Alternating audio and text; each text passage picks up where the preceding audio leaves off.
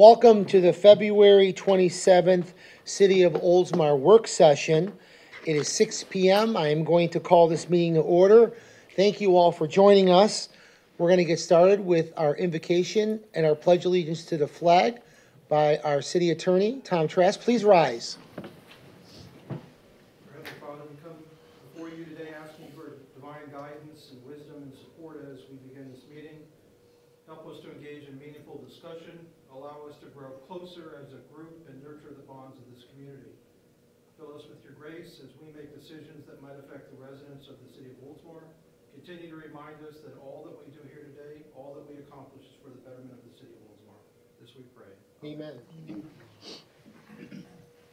I pledge Allegiance to the flag of the United States of America and to the republic for which it stands, one nation, under God, indivisible, with liberty and justice for all.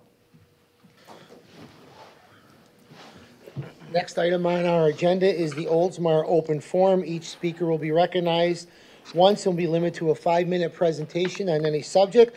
Please state your name and your address for the record. And is there anybody that would like to speak to the council? Mayor Beaverland, come on up. Jerry Beaverland, 512 Pine Avenue South. I'm not going to talk about what I want to talk about tonight, but I'm going to tell you right now, probably at the next council meeting, I'm going to talk to you and I'm going to make you all upset. I don't mean to make you upset, but I'm going to do it because I think it's the best thing for me to do. Tonight I want to, y'all, remember this. If you forget anything else, you remember this. You were elected to sit up there as a council member. When I was mayor, and when I wasn't mayor, I would have a room full. I had one time as many as 80 people at City Hall or at the council meeting screaming at me.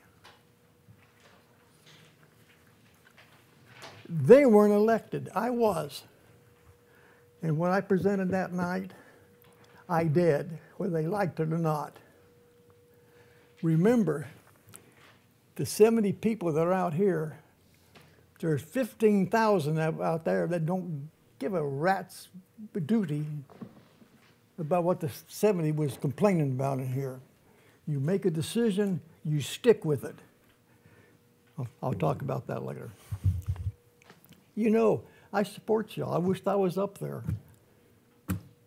But the people didn't want me up there. They voted for you. Okay, that's fine. But I got this microphone. And I hope y'all appreciate not what I say, that I get up here and I say it. Because I support every one of y'all. Every one of you people are qualified. You got good brains, you got good visions, and you remember, out of 16,000 people, you're the only ones that have a vote. I don't care how many people is in this audience. You're the people that have a vote. Stick with your convictions. I'm really here tonight because I'm not going to enjoy what he's got to say. Remember, this has been going on since 1996. I told you last council meeting, I made a mistake when I was mayor. I realized that what we're doing down there on the land was wrong, and it's still wrong. Why is it wrong? After 20 years, it's still here, and you're still fighting it.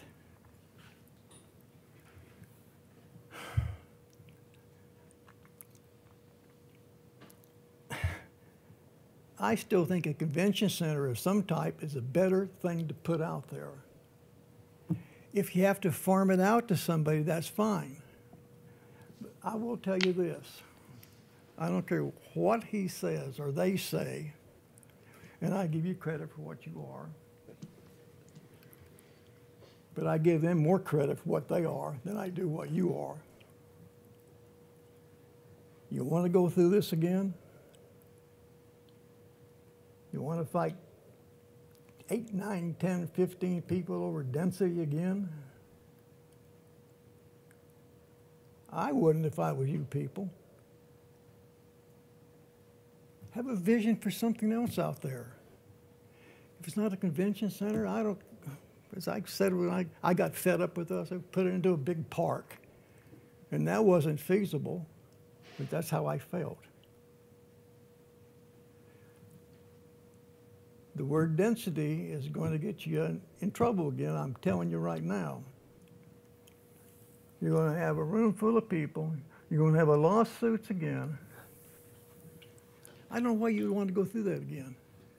It doesn't make any sense to me. Have somebody buy the land and build the convention center or whatever. But don't build the land and let somebody control it over there, what they want to build.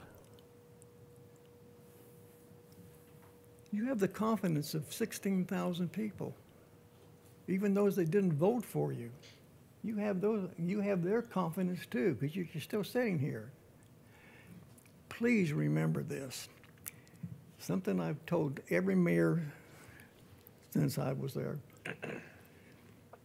There is 15,900 people in this town that don't care what 40 or 50 do it at a council meeting. They don't care. Don't let the crowd at a council meeting, and I say this proudly, never changed my mind. Never changed my mind. If I thought it was best for the city of Oldsmar, I looked for the 16,000, not the 40. If she's going to do that to me again, isn't she? She likes that. Y'all like that. All right, I'll shut up. I'll see you at the next council meeting. But please remember what I said. It's not what's in this room that counts. It's the people out there that count. That really, if they thought you was wrong, you wouldn't have enough room in here. 15, 20 people do not control this city. 5 and the city manager. I'll shut up. Thank you, Jerry. Thank you, Jerry. Is there anybody else that would like to speak to the council? Come on up. Will I introduce myself like at a, okay. Barry Sullivan, 300 State Street East, number 326. My first workshop, so this is good. But I wanted to, and I don't know if this is a place for it, but as we look at planning for the city and as we consider growth for the city and population increase and all, one thing that I've done in the past is, and I shared this when I applied, you know, I'm a church planter. One of the things that missiologists or church planners study is population growth and the, you know, how many people you need for, or how many churches you need per percentage for population. Currently, they're saying in the United States as a whole, now we know Florida is an anomaly because we're the fastest growing state, but they say that you need 6,500 churches, new churches every year to open in order to keep up with current population growth statistics. The problem with that is they say that there are 6,000 churches that are closing every year. So right now we're just at 500 new churches, so it balances itself out. One of the things that historically has been an issue since we've been here the last 27 years is that the city doesn't make much space for churches. Now, currently we have 7 congregations that meet here in the city of Oldsmar, and there's only 3 permanent locations. There's Oldsmar Baptist Church, which has been here for 50, 60 years now. There's Mount Pleasant Missionary Baptist, which has been here for over 100 years. And there's Community United Methodist Church, which was birthed out of Ari Old's dream, all right? They're the only 3 churches that have a permanent location. So as new churches, as pastors get a vision and want to plant a church and they get a vision for the community, they come in and they quickly lose heart because every place they turn to look for a location, whether it's to build permanently or to rent space, doors are constantly closed in front of them. And some of these realtors get really, really rude with the pastors. I'm currently working with a pastor that has been meeting for more than a year now in the TICO room in the Oldsmar Library on Sunday mornings. And he's been looking for a place. And again, over and over and over, doors get shut in his face. One of the first main ones was the old Hennessy location. Someone was murdered there. Nobody wants to rent over there. It's crazy, right? He went, the guy was real rude to him. We'll never rent to a church. Well, you know, blah, blah, blah, blah. By the way, we've got someone going in it. Here it is a year later, they're still empty, and their attitude is, we still won't rent. So my hope is that as we plan for whatever's going to happen with the city and the growth of the city, and if we build, if we increase the population density and all of that, whether we put apartments here, down the street, whatever, it's going to be more people, more families, more people coming in. Let's let them worship in Oldsmar rather than send them outside of the city of Oldsmar. And let's just kind of keep that in mind as we plan for growth in the city, that the faith community is a very vital and important part of the city of Oldsmar. It's not just a few of us. I'd love to do a statistical analysis or something of how many people go to church and where they go to church. Of the 15,000 people living in Oldsmar, they aren't going to church in Oldsmar. Like I said, there's just a few smaller church congregations. They're going other places. And we have churches on the outside of the city, like Bayside, great church, Pastor Terry, who's coming over and using Ari Olds Park now for Easter sunrise service and stuff. That's amazing. I love him, got a great relationship with him. But they're from outside the city. So let's do what we can to encourage growth in the city, especially when pastors come from outside of Oldsmar and want to invest their lives, their vision, their dreams, and draw people from outside of the city to come into the city to do the same. Because these people don't just come into worship, they come into, we always encourage our people, shop, live, eat, play, shop, do everything you need to do here in town and invest in the city where your congregation is. So I just want to remind you that the church is here, that there needs to be a place for the church and future plans, and that's my 2 cents. Love you guys. Thank you. Thank you, Ray. Anybody else like to speak to the council? Come on up.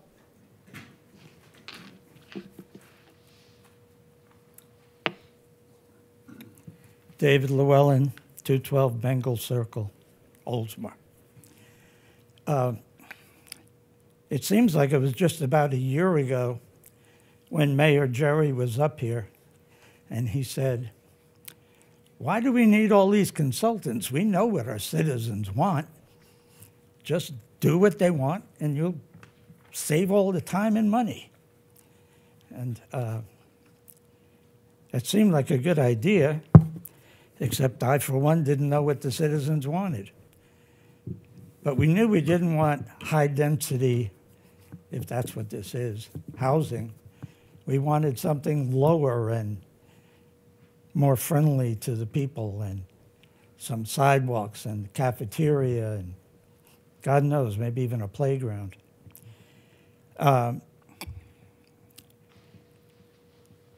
The mayor, Mr. Saraki, got elected because he was for lower density housing and a more community-friendly development. And I think a lot of the people who Mayor Jerry was just talking about don't bother coming to these meetings because they don't think it really matters. It's a waste of time. Nobody listens. And we're probably going to find out tonight, because if this development changes from what was voted on by the residents who attended all the workshops and everything else, then it will be a vote against the people who told you what they want. They want what the mayor is proposing. And if we don't do that, maybe we'll all be looking for a job. Thank you. Thank you, David. Anybody else would like to speak to the council? All right, then I'm going to close the Oldsmar open forum. Our next item on the agenda is overview and interview findings from GIA, Laura Smith and Owen Beck. Did I say that right? Beach. Potch? Okay. Close enough. Come on up. Owens goes first. If I may, so for the record, I'm Owen Beich with GAI Consultants. With me is Laura Smith, also of GAI Consultants, and she'll introduce herself later. A good deal of our presentation this evening, timely enough, is to inform you and bring you up to date on some issues which we discussed previously, and hopefully acquaint Councilperson Grimes specifically with some of the things that have emerged. So in the few minutes that we have available, she'll at least be current on where we are with things. If you recall, some weeks ago, we had been charged with putting together an agenda to come back tonight, and the agenda required that we talk about things we had discussed with the developers, and how, if at all, those things that we discussed with the developers at that time who had responded to the request for proposal and subsequently were asked to provide more detailed proposals, why they provided only modest responses in the subsequent rounds, and in some cases provided no information at all. So I think we're going to summarize some of those things again so that we're all starting at the same place. We're going to spend a few minutes talking about the changes that we think are appropriate in the solicitation documents should you elect to continue the process.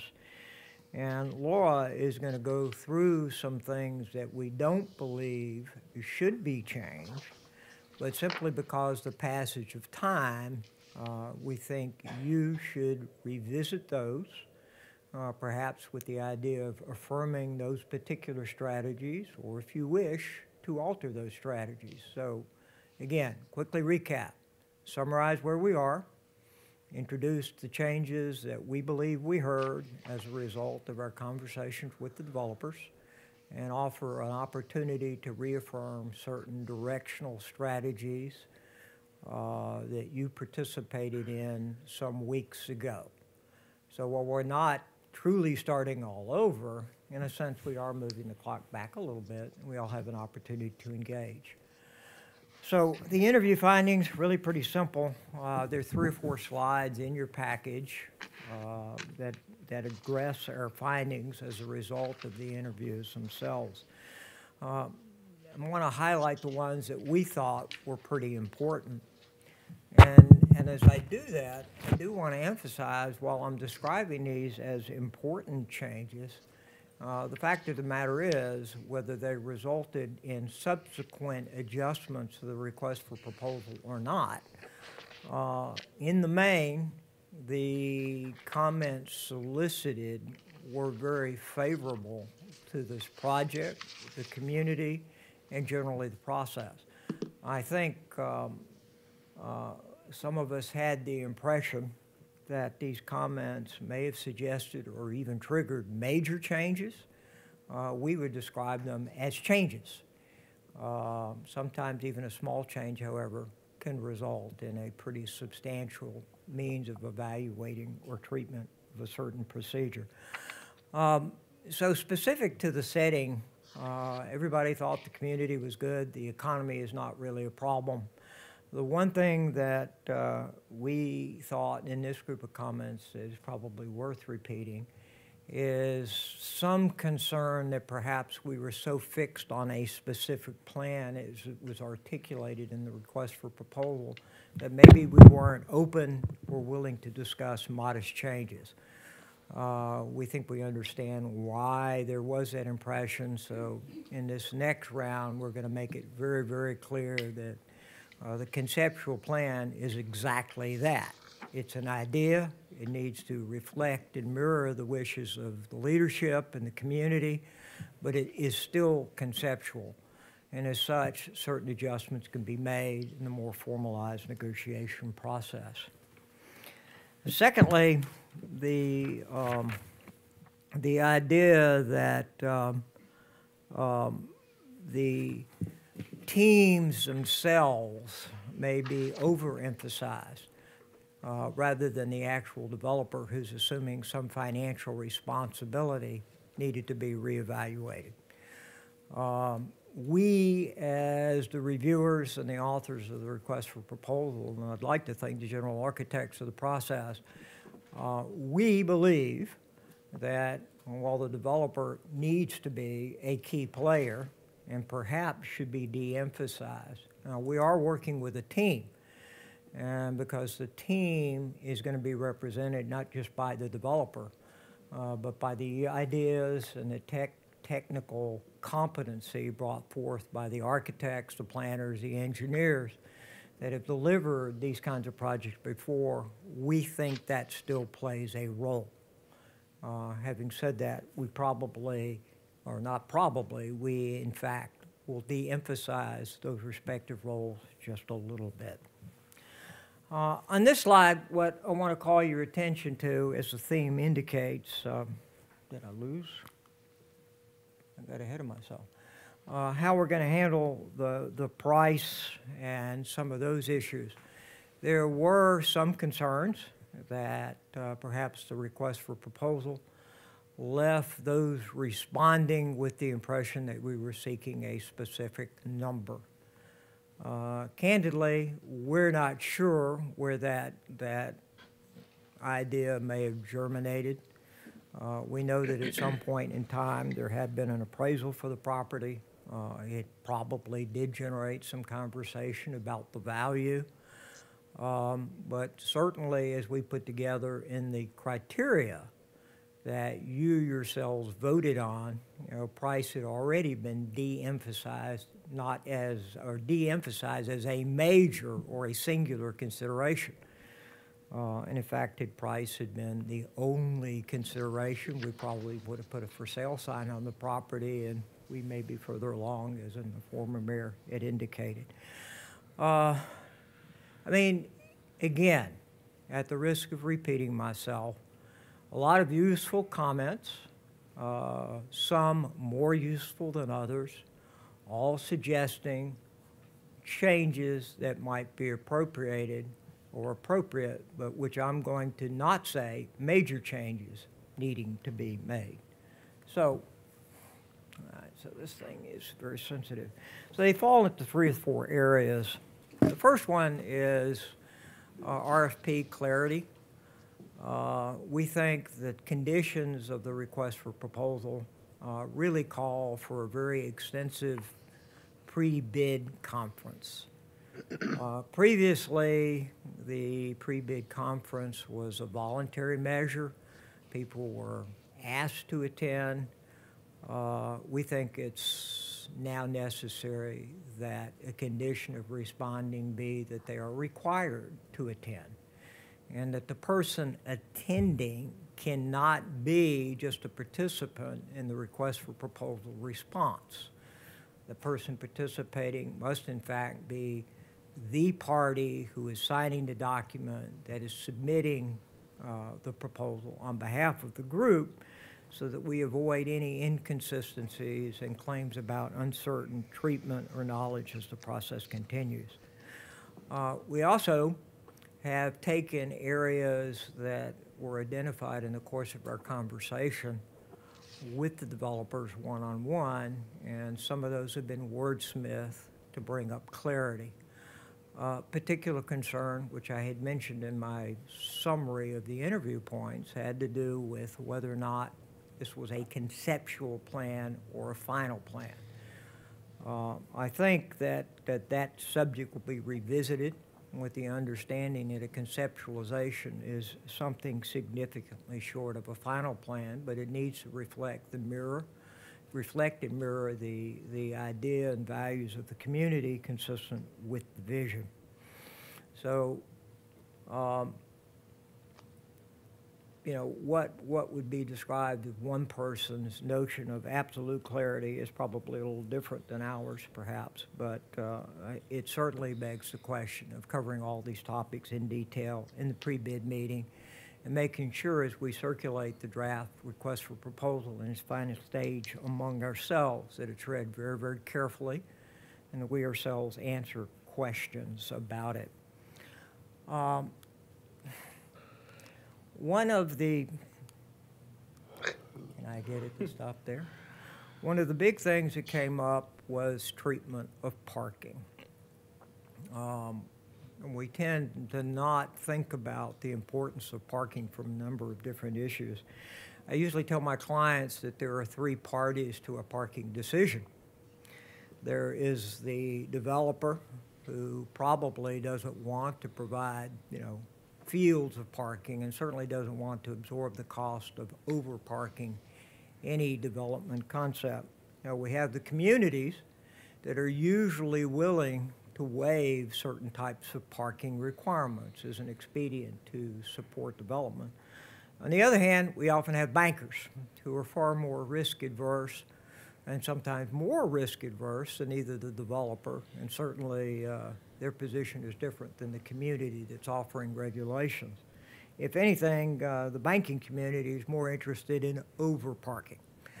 But today, we have a number of resources available to us to let us thoughtfully look at parking from many different perspectives, with probably the standard being the Urban Land Institute's thought process about shared parking. That was not addressed at all in the previous request for proposal. So we think introducing the idea that shared parking could be possible with a plan that's thoughtful and responsive, with the idea that shared parking recognizes the specific mix of uses that are being introduced on site, will be an advance and a special inducement here. And if we're not really familiar with shared parking, it simply means that the complementing demands on parking at different times of the day and in different days of the week are recognized. So the most obvious would be is if we have office uses in the complex, should they be proposed, that has a different parking requirement and a different type of peak demand than apartments, which may need to be parked and accommodated overnight rather than during the day. It also frees a lot of parking on the weekend, which would support retail and recreational uses. So that never even became an opportunity to discuss with our proposers, and several people indicated some concerns about either the parking requirements or the cost of parking. So we want to be ahead of that as much as possible in this next draft. The developers' risk practices and the issues that we want to focus on here are really pretty simple. You heard me say this the very first time we met. Our responsibility is to make sure that the developers assume their responsibilities and exercise a level of accountability. However, I've also, I believe, emphasized that that's not a one-way street. You too have certain responsibilities and accountability, both to people in the community, which is what I think I've heard this evening, but you also have a certain accountability to the developers that are risking capital, time, and investment opportunity as they work with you. Is there a single way that set of accountability standards could be maintained? Absolutely not.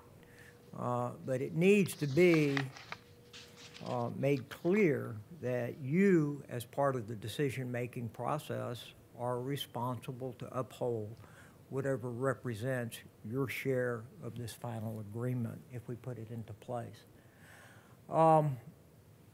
There are a number of city issues that we want to affirm. Laura is going to talk about those in a minute, but part of that responsibility, of course, is to make sure that you're willing to affirm your set of responsibilities in this process. Finally, we are retaining the open house arrangement. That perhaps may be a little more cumbersome with the way the RFP is being issued this time. If you recall, when we scheduled or anticipated the open house, we had a short-listed group of developers. So whether that was 3, 4, or 5, it was a manageable size group that we knew we were going to speak with and interview.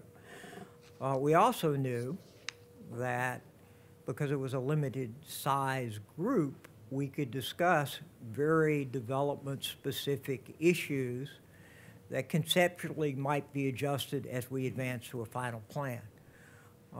This RFP, and Laura will talk about this at some length, contemplates an approach to go from hopefully a very, very long list of respondents, if it should work out that way, to a more manageable and precise short list.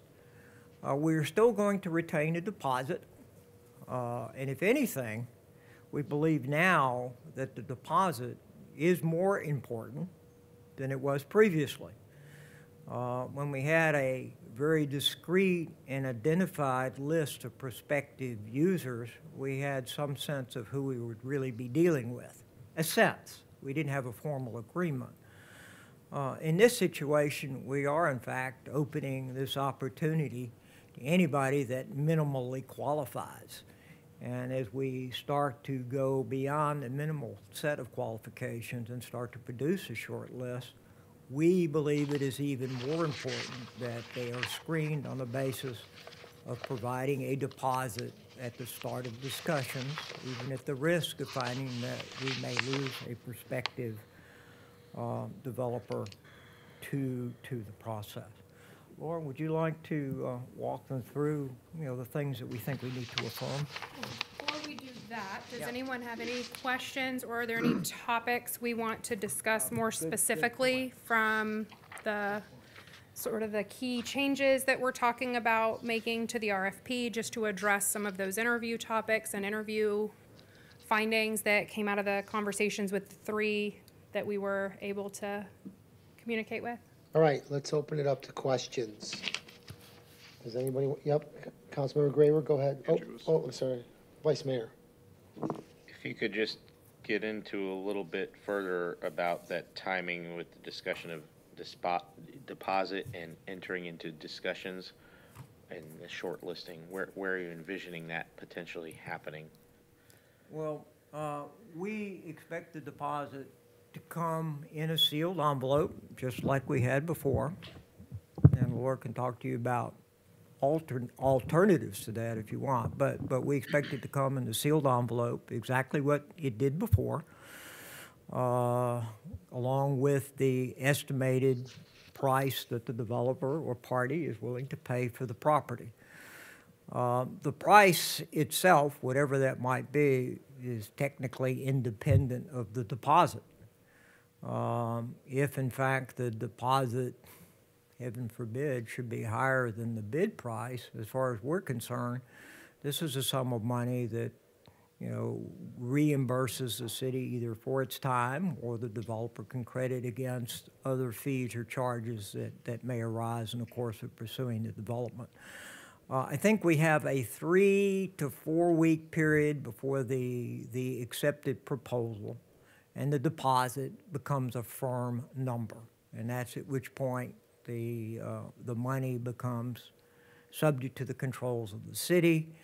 After that, we, as the city's leadership, have an obligation to return to the developer, I think within 180 days, an executable, ready-to-sign agreement.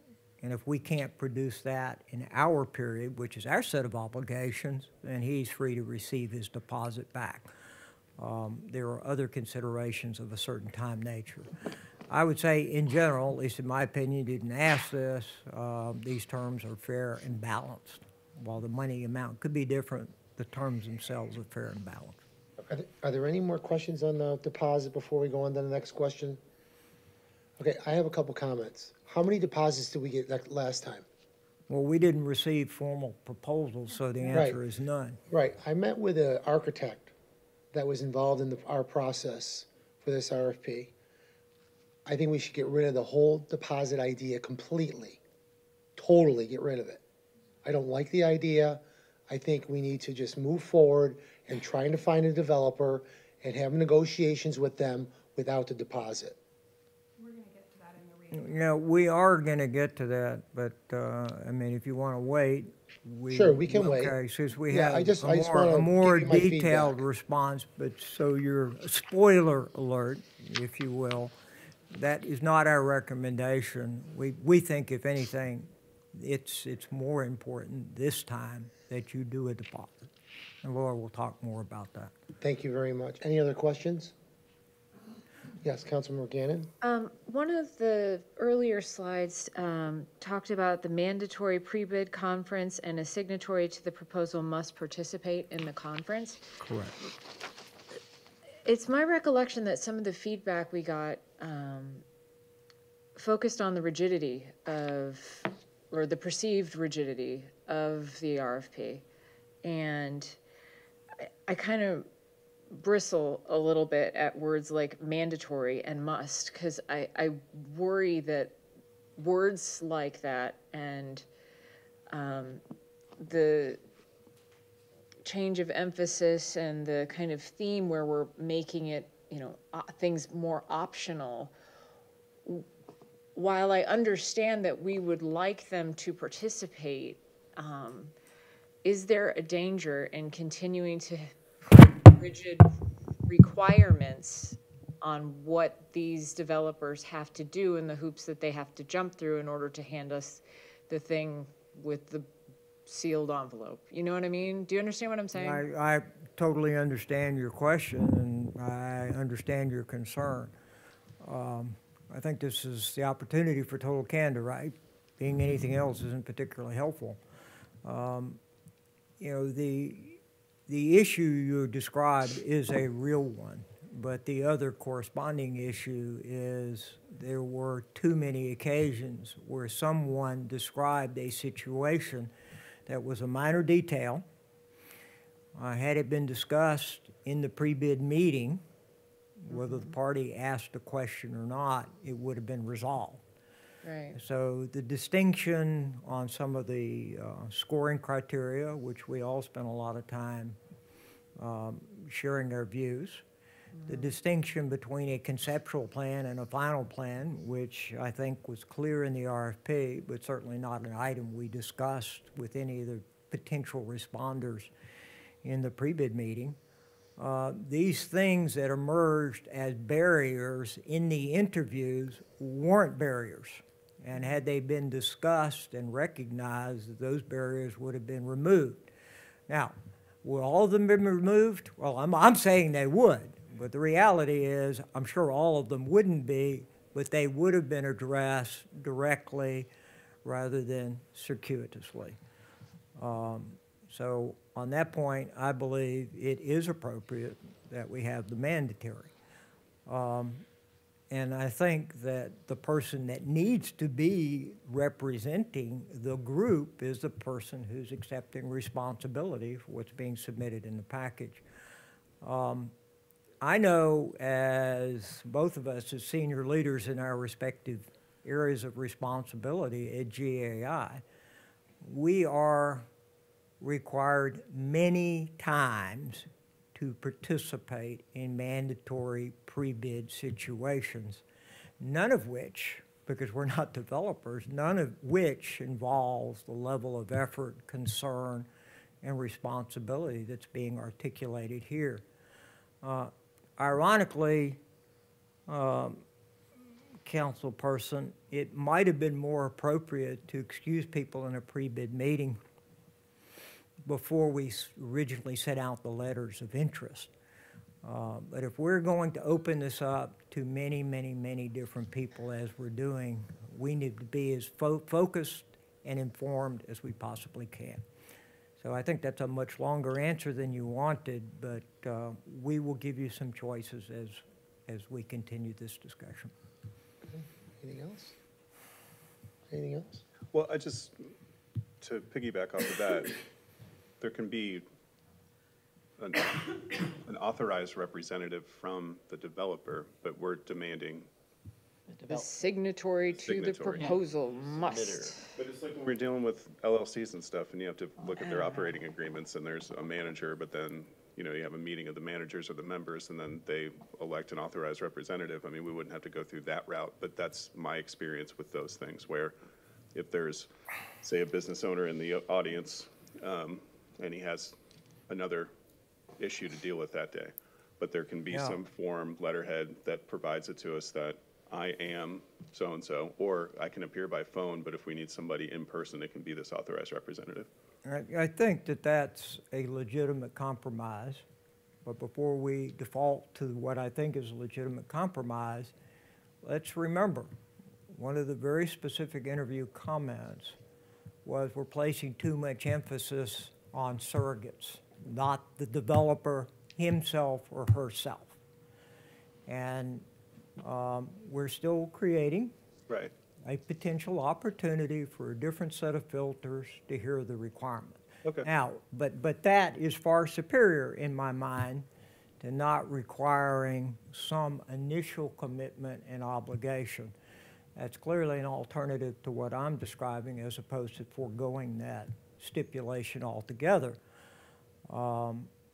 Again, we're here to advise. If your opinion is you want to settle is the wrong word. If you want to select the alternative strategy, we're fine with that. But we're clearly recommending that a very well-identified, responsible party on that team be the filter, not a stand-in. Right, which is where I was going, and I think Councilmember Gannon was heading that direction as well. Not to speak for you, Councilmember.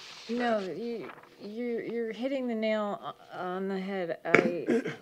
I actually brought the agenda from Thursday, February 2nd, 2023 at 6 p.m. where we went through the scoring criteria and the development agreement process. And, you know, as we sit here and I hear like, oh, well, we actually should have done that before we did the LOI. I'm like, oh, and you got to help me here. I don't see those as Please let me inconsistent, finish. honestly. Please 'cause let we me finish, sir. Okay, I'm sorry. I thought you said let me help you. Please I was good. let me Okay, I finish. apologize. Go ahead. I understand that y'all are advising us, but we are to a certain extent relying on your expertise to tell us what should go into this. So when we go back and forth between, you know, well, we said must do this and must include these 5 resumes and must include these, you know, 6 examples of your prior projects and it has to be signed by this and you have to do this. And if you don't check these boxes, you're going to either lose points or we won't consider it in the first place. And then when we get the feedback, well, it was really rigid and we didn't even bother because we looked at this list of this to-do list and we were like, whew, forget it. We couldn't even put pencil to paper because the financials didn't work in the first place. So we weren't really interested in even trying to meet these exponential requirements.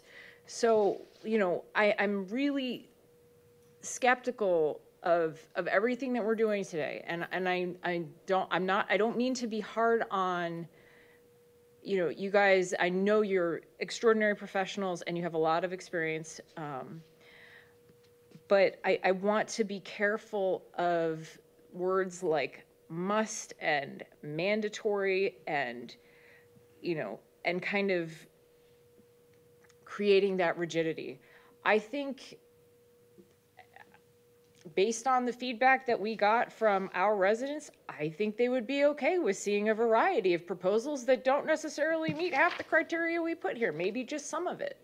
I think they want to see something rather than a bunch of check the box. We got the 5 resumes and, oh, Mr. Smith signed the proposal right here. That's important because we want to be able to hold Mr. Smith accountable. I feel like we're not going to get anything from Mr. Smith if we make it so darn hard. I want Laura to tell us more about these individual suggestions. I'm interested in these individual suggestions. I'd rather do that than kind of talk in semantics and theory. Forgive me. I am a little bit frustrated. Okay, before we go on, is there any other questions from anyone?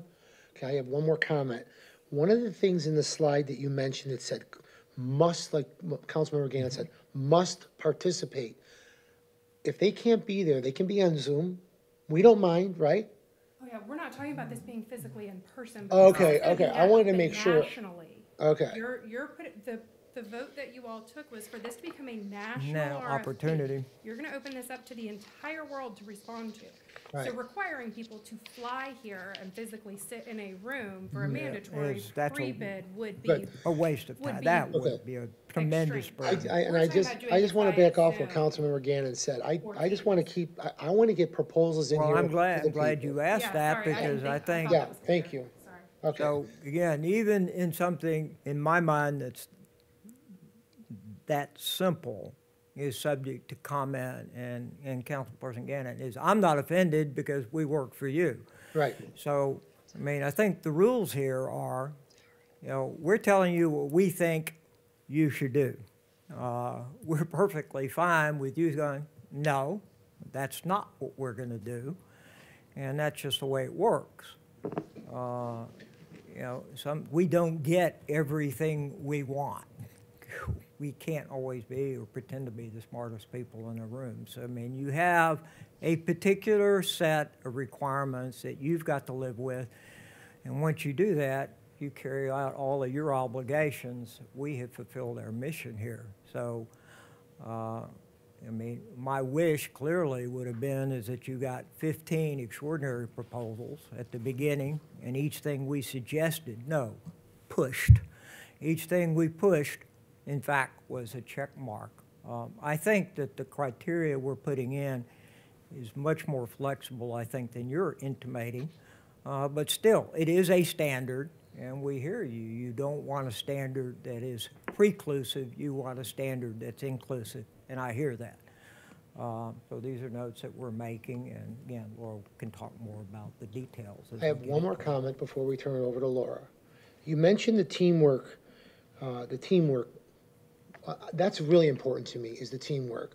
But during this process of this proposal, I think it's more important that we focus on working with one individual from that developer before we get involved in the teamwork. I would like to get feedback from you, and I'm sure the council feels the same way. I'd like to get feedback from you if we have any opportunities for a redevelopment of that property, and then work on the teamwork. But that's very important too. And if I'm off base, please tell me. Well, honestly, Mayor, I'm not quite sure I follow your question. As far as the opportunity itself, if that appears to be part of your question,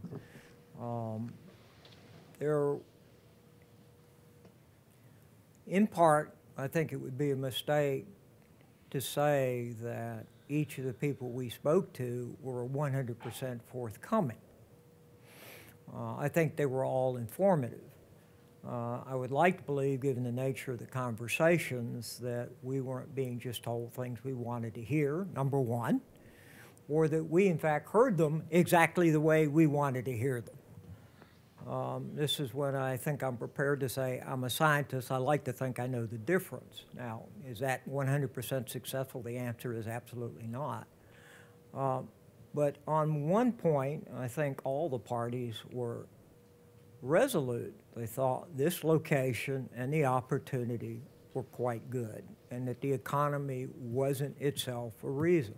When you strip away the location and the quality of the opportunity, more of what Councilperson Gannon is talking, there had to be other reasons. We put them in a bucket, try to figure out which ones they are.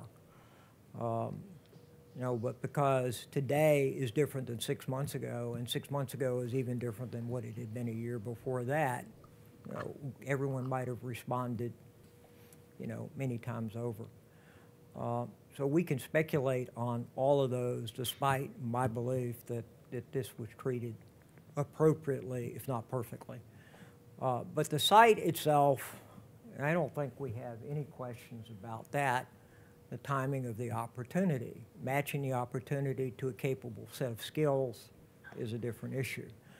I think at this point, in fact, we did this the last time, we want to cast the net as wide as possible, as wide as possible. We're not doing anything differently than we did when we issued the LOI. We're casting a wide net.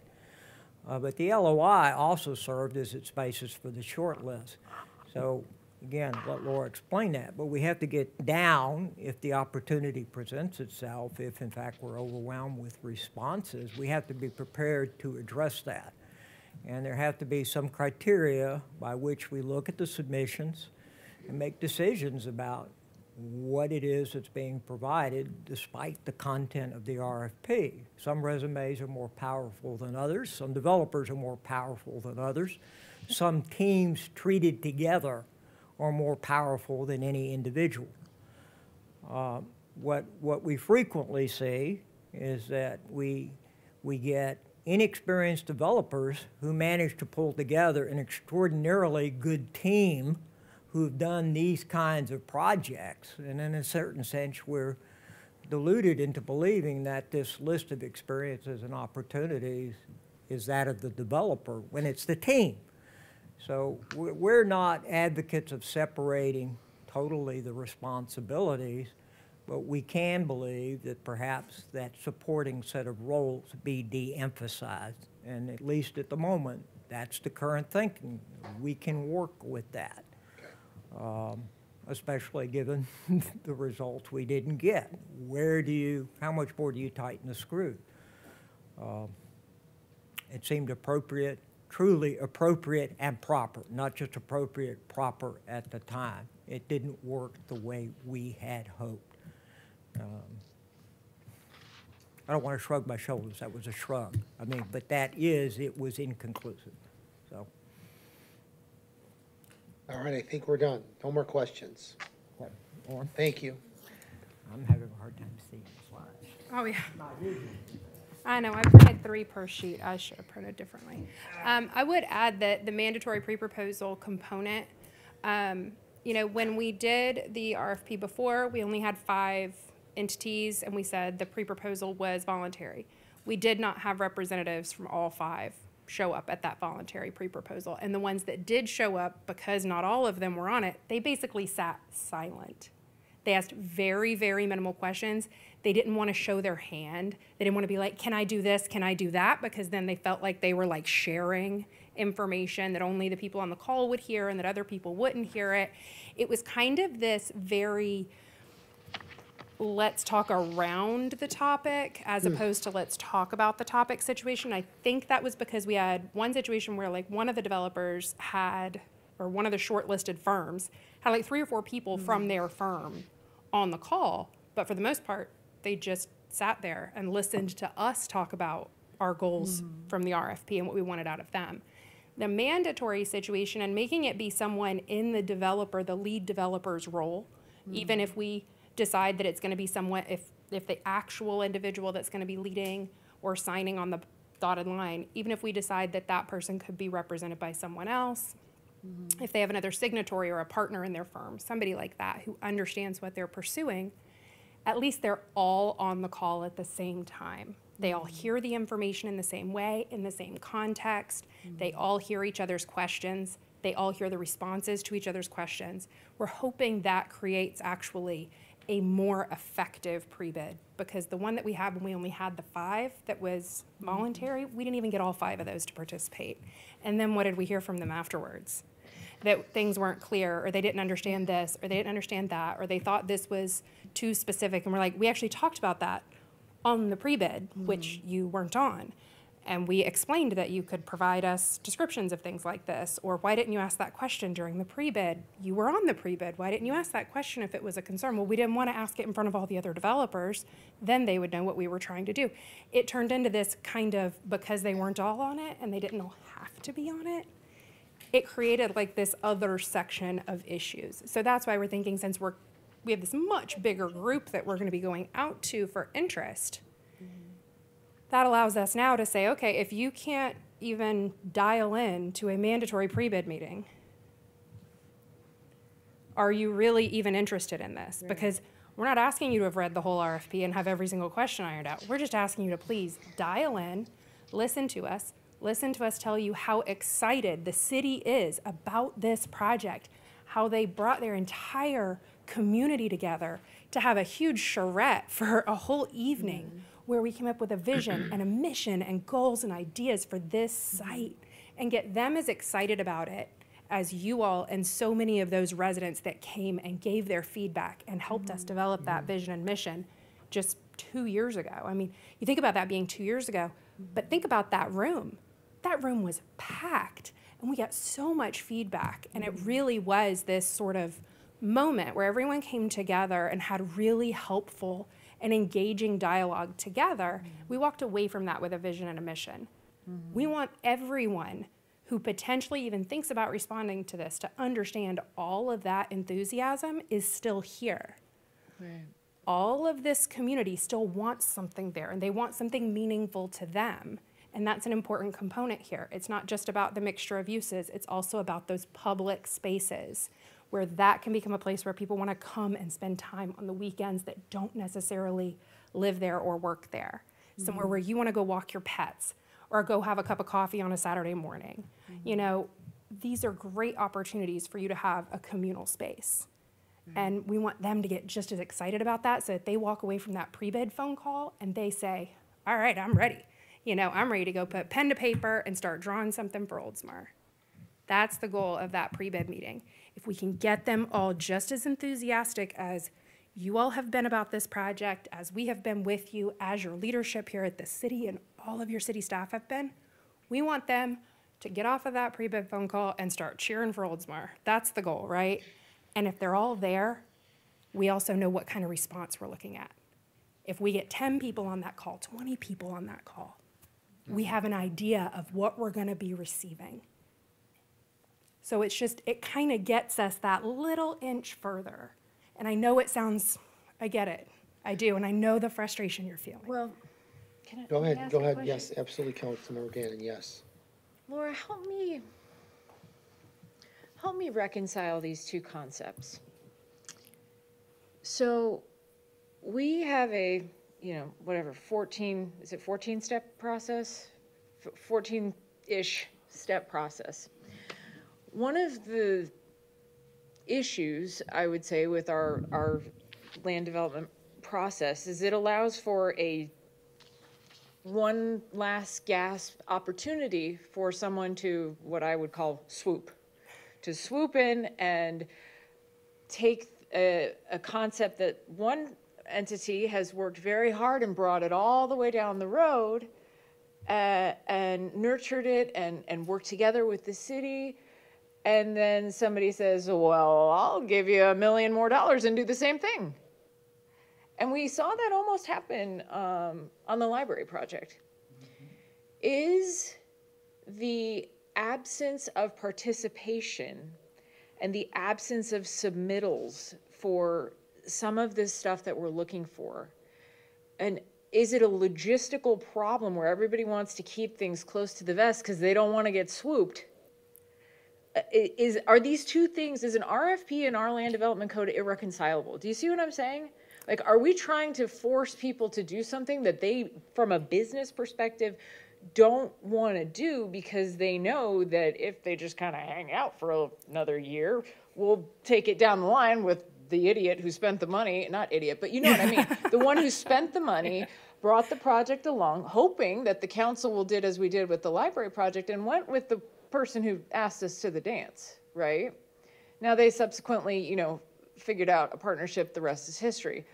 But is there a fundamental problem here that we're ignoring by going through the RFP process and counting on these folks to show us their cards, to show us their excitement, to show us their designs at the risk of being swooped or having their ideas or their financial calculations or how they're working it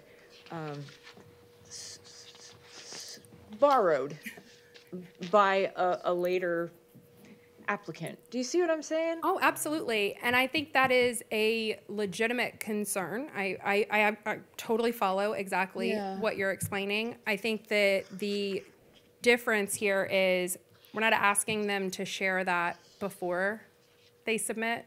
Before the final, yeah. We're asking them to ask questions about how they're going to do their design. So if, you know, some of them are going to have at least skimmed through the RFP before we have the pre-bid, right? And we're going to walk through the RFP. We're going to explain. Please don't feel like we're asking you to get to 10% construction drawings. We're not. We're saying conceptual. Give us conceptual and descriptions. Conceptual means loosely. Yeah, give me a general idea and maybe an elevation of a side. And other than that, we need to know how many units we're talking about, how many square feet, how many parking spaces, some heights, and some general conceptual visualizations of what this could look like if we can get it far enough down the road for you to do full design on. But we want to make sure they understand conceptual. Yeah. Because some of the written feedback that we got from some of the folks who did not submit, some of the designs that they had done were well beyond conceptual. What we would have, yeah. We would have jumped at some of those designs, and they thought that wasn't enough. Based thought on they the couldn't- language that we had in the RFP. So we want to now emphasize conceptualization. This Give is us the just concept. 5,000-foot Yeah, view. we expect it to Our change. residents and the council want to, sit with you and get this kind of open house feedback on the general concept. And then we'll, We don't need to know how many parking spaces and where the trees are gonna go. yes. And then we'll pick our dance partner and we'll dance for the next year while we nail that down. Okay. And that's what Mr. Trask and Felicia and your team here at the city are gonna do. They're gonna negotiate with whoever you end up selecting, and they're gonna work through and hammer out all those details. They're gonna be the ones that say, okay, well, you said that parking was a concern in your submittal. You said you didn't think you could get enough spaces, and you wanna do a shared parking condition.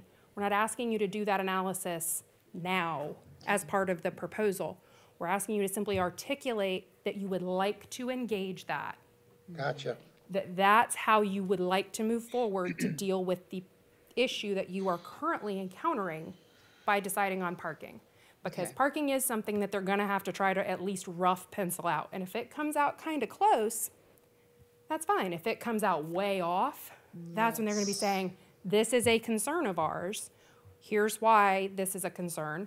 And should we be selective, we would like to exhaust the efforts of evaluating a shared use parking condition. Right. Because And we'd then you rather know. see the design that doesn't quite make it, just so we could have some back and forth and maybe we can Yes. fix it. Absolutely, and that's what Okay. they felt like they weren't gonna get the opportunity to do.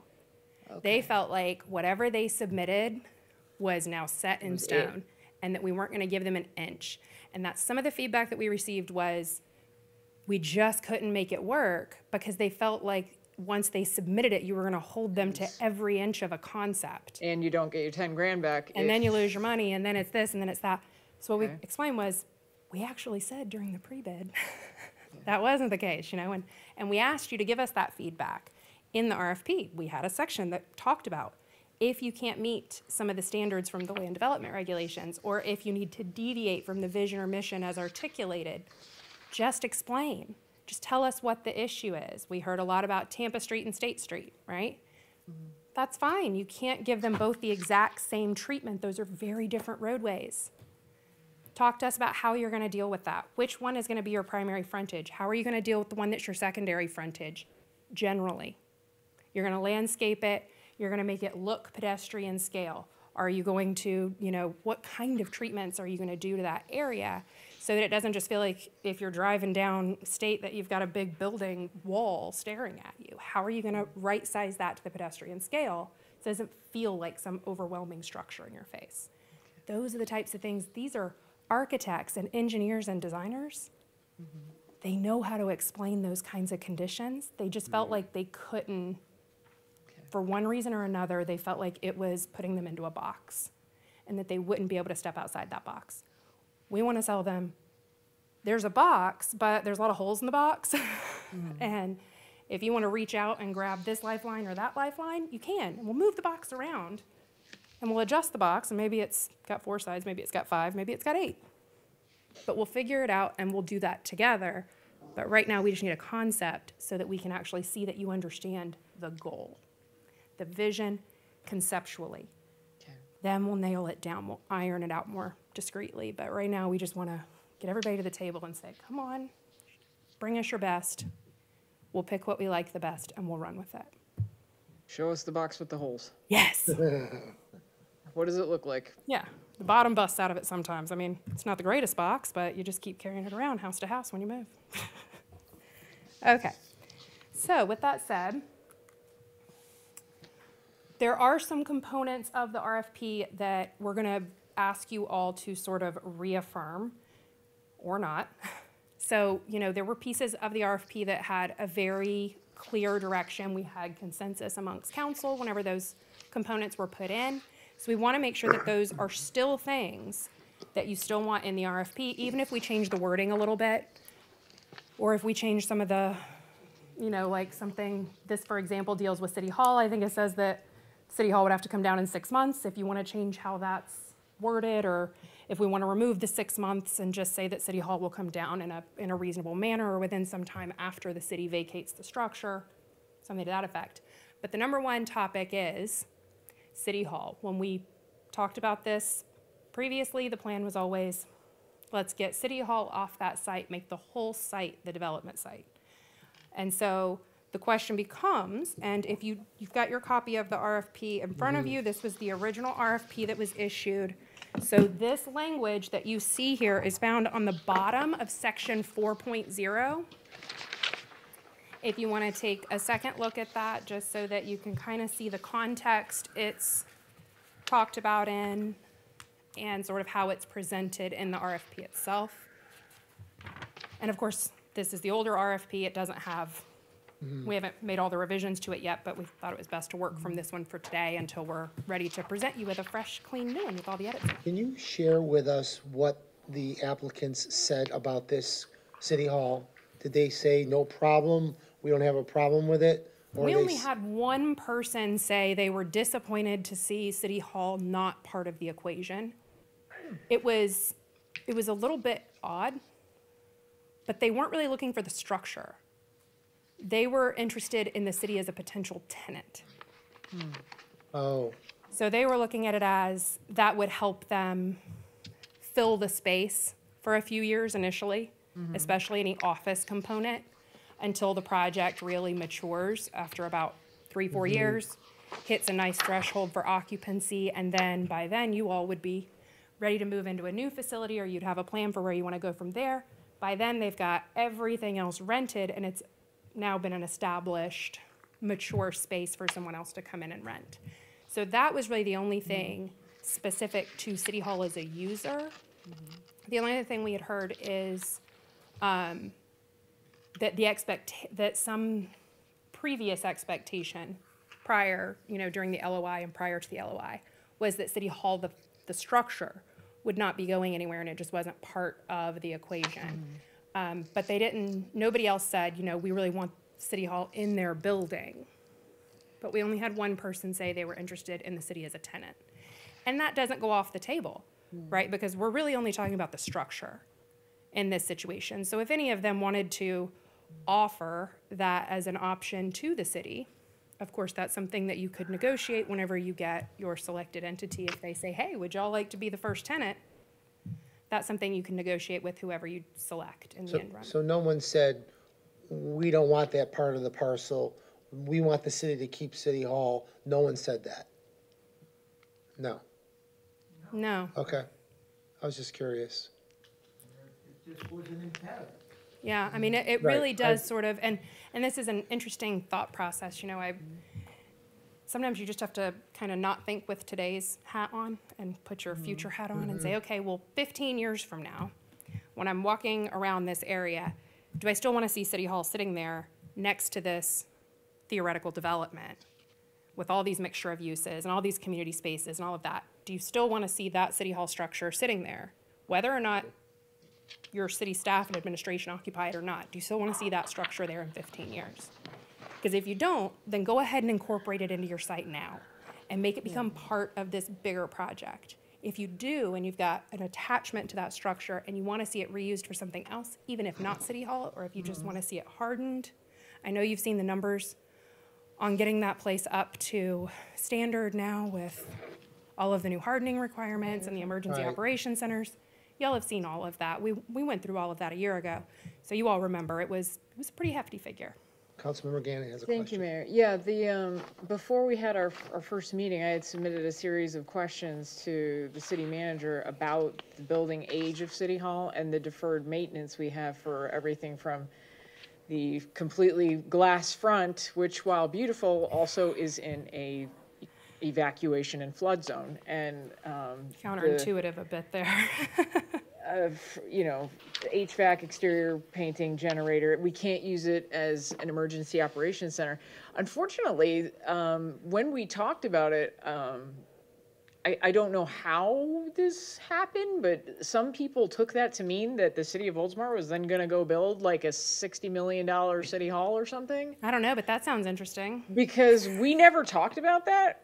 My recollection is that we talked about leasing space and perhaps repurposing the municipal services center because nobody really comes to City Hall, but somehow people took from that we were gonna go like build a monument to government somewhere, because a lot of other cities, Clearwater, there's a big debate going on right now, Dunedin, Largo, new city halls, but that's not what we were talking about. We were just considering giving the developers a complete piece of land as opposed to a piece of land and then this sort of questionable triangular area that takes away the one frontage. And also then we're dealing with a, well, now 34-year-old building with more than $2 million of deferred maintenance.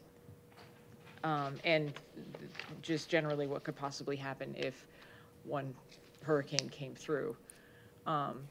Do you, all that being said, is there any merit to giving an option? To keeping City Hall there, or to the option for you all to be a tenant? I'm doing my best to try not to limit the type of proposals we get. So is there any merit to giving a developer an option to leaving it there or taking it out? And do you see what I'm saying? Like, the one who wanted us to keep the City Hall, you know, maybe that could have been a good one. But at the same time, logically and financially for the city, it doesn't make sense to me to leave it there other than for sentimental reasons, which are very strong. However, we must think with our, you know, budget and the tax dollars that we have. I just wanted to bring it up. I don't necessarily think that it's a good idea, but I just wanted to throw it out there. Is there any appetite for making it an option, or should we make a decision? Or should we make the decision on, you know, removing City Hall? Does it have to be within 6 months? Can we add some flexibility there so that we can stay for as long as we need to until something's, but, you know, I just wanted to bring it up. I kind of, that's where I was headed with, that's why I asked the question, because if you did have somebody that was interested, we could lease it for 5 years, not spend the $1.7 million for improvements, live there, live in City Hall for another 5 years, evacuate, plan for a new City Hall somewhere else, and then that developer owner of that property who owns it then can take it over. I think we should leave it open. I agree with Katie. My only concern is, Okay? so when you think about the site, it's not like a nice little square.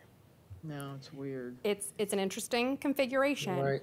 And having your City Hall where it is, though I think it's very cool building. I mean, I just think from the street it looks cool, it looks interesting, it looks neat. If it's there, someone is going to design around it, not inclusive of it, because it is likely not to fit in with what is going to be designed on the remaining of the site. So even if you stayed there for 5 years and the entire project built up around you, do you then want a Class C office building Next to a right building next from to this 1991. big, beautiful project that you just had a developer come in and built? You probably don't want that. Or they might knock it down. You don't know. But if they knock it down, they're not gonna knock it, unless they're planning to Not for free. put their project on hold for 5 years to not build any of it. Yeah, Or we to don't want phase that. it in a way so that then they don't, like, now we're getting into the whole, you can only build this section first, and then this section, and then this section, because you need to respect City Hall staying put for 5 years. That's putting a whole lot of very firm steel sides around your box. So it's Sandy's got it. probably a situation where, like I said, if you take off today's 2024, Yeah. and right now when I want to meet with the city manager, when I want to meet with planning staff, that's where I go. If you take that hat off and think 10 years, 15 years from now, when you've got this beautiful development there, do you still want that structure in that place being where your city's administration is happening? And is it the right building for that? Is it the right size? Is it actually properly hardened so that you can use it for the purposes you need to use it for? There's a lot to consider. But I do think you want to take into consideration that developers would much rather develop with a clean slate than having to deal with this sort of peg that you've put here and said, we want to hang on to this. We don't know how long we're going to hang on to it. we might actually tear it down someday and then it's just gonna be a dead corner. Those are concerns that down the road create potential for sort of infill, difficult to incorporate pieces. And we'll end up with another piece of land to sell, and we'll be back here again. Go ahead, Sam. Well, my comments also with regard to, pardon me, we need a facility for an emergency center. This does not do that for us. And pushing that, kicking that can down the road, again, we have the luxury right now of using borrowed space from Nielsen. That may go away. It could go away in a year, it could not go away. But we need to be planning on a facility now that we're gonna be able to move to. I think keeping, like what you've said, keeping it there is nice, it's wonderful and it's historical, but when you have the bigger picture of us being able to have a facility that gives us an emergency center that we need, that's ours, that's the city's and not borrowed, I think is also something we really need to strongly think about. Yeah. I just, in terms of the 5 year thing, even if we were leasing, these things have to be done. Exactly. Yeah. So you couldn't just say, hey, we'll lease it from you, but you also got to kick in an extra $1.7 million because the building's going to have to be hardened. So Because we can't ignore it in the meantime. Right, it just Right. doesn't seem feasible. Right. It's still made out of glass, it's still. I think this still is facing very similar Park to the Street. discussion we had last time and Yeah. why we ended up where we were. Go ahead, Andrew, what were you? I got just a couple of comments, kind of in the spirit of what Councilmember Gannon was just saying, kind of going a step before the language specific to City Hall as it relates to trying to be more flexible or having less rigid requirements with this RFP. Right now, the language says that all 8 acres must be incorporated to any proposed plan. Now, I know there are plenty of developers that have in their wheelhouse and the interest to develop 8 acres, right? If we're gonna be opening this up to a very large audience, there may be developers that may be interested in a 3 or 4 acre development, perhaps, right? So right now, we're essentially kicking them out of contention because they're just not interested in that size of a project. So I don't know if that's something to where, are we for certain that undoubtedly we want to just see all 8 acres? Great, yes, that's great from the perspective is it's one project, we get it done, it's there and gone. But are we limiting ourselves, but also at the same time introducing increased complexity to getting it all done eventually? I just don't know if that's something that we want to stay as it's all or nothing with or without City Hall, or just taking that off of the table. I think There's pluses for both ways. I'm pulling from my memory when we talked about offering it in pieces before, and I recall, somebody jump in if you remember differently. If I recall correctly, the obstacle for the developer in doing pieces is the underground infrastructure. In order, Sure. right? In order to Right, we can't guess it, but if you Right. say, I want 4, and I'd like to be, it to Right. be reparceled in such a manner, So then There it could be done. how do you make sure that the next 4 acres it's can increasing be complexity. integrated, into, And absorbing So- that cost. and then we went to the whole So concept. just to be clear, when we say include all 8 acres, we mean, we're not saying build every inch of all 8 acres. We're saying True. Plan for it. include, plan for all 8 Plan acres. for it. Even if they say, we're only gonna develop 4 acres. Okay. And then we're gonna run utilities and stub outs, and we're gonna sell the other as an out parcel. But it That- would be integrated, and I was gonna And then make it's two- part two of that plan. comments, Sure. 3 comments is, one of the worst things we think you can do is kick a problem down the road. Of course. That we're then asking them to manage. We're trying to make this neater and cleaner while we're kicking a problem down the road. The second comment was the one that Lauren made, but the third one is the parking in particular was a problem. If we carve off a piece for somebody to reuse later, we've now pushed that parking problem entirely onto that parcel. Sure. Yeah. I don't think that is in your best interest. This is the solution that if they want to phase it, it still provides them the most options with that as a fallback position, possibly even selling a small parcel to you on the corner for a new city hall, if that should be your wish. But then you're not actually a part of the deal itself. Sure. keeping I in don't know if mind, there's just 8 maybe acres some is 8 clarifying acres. language of, Let's say that you say, Spell it out okay, better. well, I mean, we still want them to design the 8 acres because we want them to respect all the street frontages and all of that. We don't want them to say, well, we're gonna stop halfway down that section, so we don't have to treat this side because eventually something else is gonna go over there. Now you get an exposed side of a building, it's not very pretty, aesthetically, it's Sure. not ideal. But keep in mind, if somebody says, I don't need 8 acres, I'd like to give 2 acres back to the city after I make it a park, and the city take over maintenance of it. None of those options are off the table. Okay. So that's the thing, is we're saying design the 8 acres entirely, even if that means carving out parcels for future users, carving out chunks for public space. I like it. That doesn't mean you get to say, I only want 4, and I'm not gonna deal with the other 4. That means you're gonna design all 8, but we didn't say you had to pave every inch of it, and we certainly didn't say that you have to build a structure on every inch of it. So it Okay. sounds Design. like we have some consensus on Yes. reaffirming that element then. Yep, I agree. All that will wind up getting addressed in your development agreement. Yes. Once these Right. points are clear. Now, It's also the bigger impeachment. question though is the 6-month standard, because I know this was something we talked about a year ago. The reason that 6 months landed in there was we were concerned that once you select someone and everything gets approved and everybody hears that you've got a developer that's now, gonna be moving forward on this project, if the project lags, let's say it lags for a year, what does that do to public perception of that site? Because the city will likely have already vacated that structure. Now we've got an empty structure sitting on the site. So the concern was that structure needs to come down, not just sit there empty, becoming more and more deteriorated, and then ultimately becoming an eyesore. We do want it to come down in a timely manner once We vacated. have one of those, it's called Beamworks. But we use it for stuff. So Fire department. while the Did anybody- 6-month I'm sorry, standard what? that's in here is from final execution of a development agreement, that is something that we would want to make sure that your staff and administration have an understanding of what they're looking to do. So if the plan is for them to stay in the structure as long as possible, then that 6-month, them taking the structure down within 6 months of execution of the development agreement, that may not be appropriate. It may be 6 months after administration moves out of the structure. Okay. 6 months after the building's vacated, like that, within that time period after the building's vacated.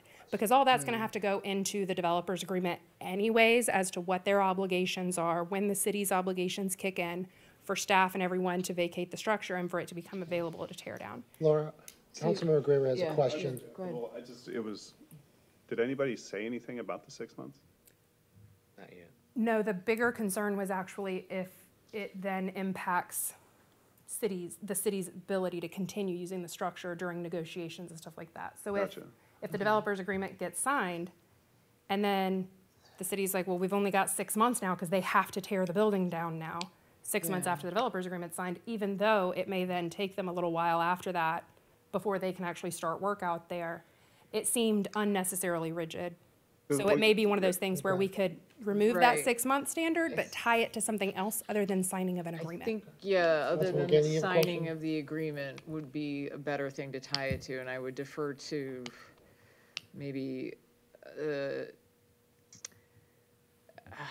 Could we say within a Not the reasonable time as to be signing agreed of the- upon between the parties in the development agreement? can we leave it open-ended like that? Within a reasonable time period as agreed upon? By the parties to the And development do the lawyer agreement? thing, we're good at that, right? You Well, put those- I think it's better for it to be stipulated in the developer's agreement, because then you Like all, as- the city attorney, city Yeah. leadership, they then can write that into the actual developer's agreement, because they'll Right. have a better idea of when they would actually be scheduling But for these things. purposes, can we put it in the RFP to say it's That it would be expected, subject it's to the expected that developer's it's going to be removed within a reasonable time as agreed upon within the development agreement? Certainly, and as you know, just going through the process with the Odeon, right, and Devin Rushnell, it takes a long time to get to the development agreement, from the Right, development right, agreement to actually a purchase and sale of the property. Yeah. So, I think as negotiated during the developer agreement, I think that is. Yeah, I mean, we would have to say it'd have to be a reasonable time, but this says will take action to remove, but does that mean it has to be gone within 6 months? Or you took a sledgehammer to a window?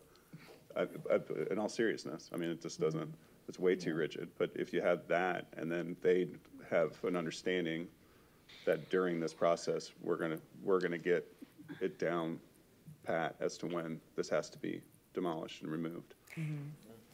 I think that's great. And then if you all remember, as part of the development agreement, there's a schedule of milestones and performances that they have to make. So we could add it in as part of the development agreement as to, at that point, when we think that we would be out of there for it to be demolished. Okay. Thank you. So the way that we'll think about that language, and of course, we'll work with Mr. Trask and the administration and leadership to make sure that it's consistently stated in the actual updated RFP before that comes back to you all, would be something to the effect of, City Hall will be removed in a mutually agreed upon timeframe to be defined in the development agreement. Yeah, it's the City Hall thing's kind of mentioned on the first page too, like in the bottom paragraph. Yeah. It's kind of sprinkled. It is, these are the kind of these are the major statement Major pieces statements. related to it, so those are the ones that I stuck in our Okay. slideshow for today. So, one down. Hammer it out. Next, let's keep them really difficult ones. So the deposit. In the existing RFP, which is actually in section 13.0, it is your third bullet.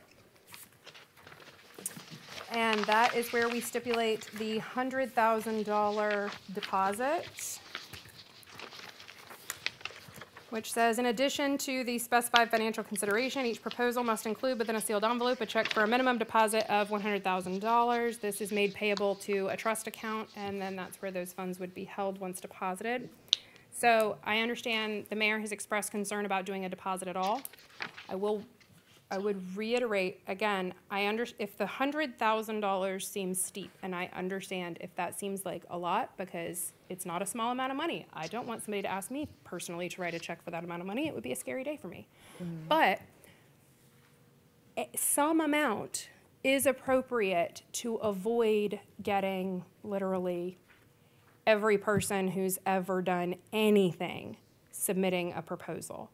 This is essentially something that weeds out those who do not have enough capital to even write a check to make a deposit, to keep those folks from then sort of saturating your responses. It may not happen. We don't want drawings on a napkin if you don't have the 70 million to build the project. 100,000 shouldn't be a problem. So Well, the if the 100,000, I think, is not the issue. I think it was that it wasn't refunded. Fundable. But now we have, Well, no, actually, let's clarify, it was always refundable. In fact, they got 4 weeks where they just need to pick up the phone and say, I want the check back. Someone in my office over anxiously filled out a check and sent it in. Current language reads further down. It's the next, yeah, it's the next paragraph, but I made a mistake, take it back. And Yeah. then later on, there are more conditions. So there are multiple places where the money can come back now. If you think there are other triggers, we should consider them that, but the fallback position is clearly what Laura's saying is, we want to make sure they can address the entirety of the site. If we can't afford $100,000, I don't know that you need to be taking up all of our time, your time. so that next bullet does talk about 4 weeks, and we are now trying to work through some language that might give an additional sort of off-ramp for the developer if after that time something. they decide they want to exit negotiations. That's one of the things we talked about in one of the earlier slides, was giving them a little bit more of an off-ramp. Right. If after that 4 weeks, they don't feel like the development agreement is going their way, or they don't feel like they're ever going to come to terms with something, or something else occurs, to give them some other exit point that would be mutually agreed upon, where then we would go to the next highest ranked individual and tell them, if you'd like to write us a new deposit check, we'd be willing to entertain negotiations with you, and so on and so forth. So if it's the amount, we can reduce the amount. But I strongly encourage you to stick with some amount of deposit. It's putting some sort of statement by the proposer that they're serious. This is not just something they thought up the day before it was due. This is something they've taken time and effort, and that they're committed. Keep in mind, we've still got a lot of things we're going to ask them to do, even if they're not local. So if this is somebody that comes out of Arizona, Washington State, Chicago.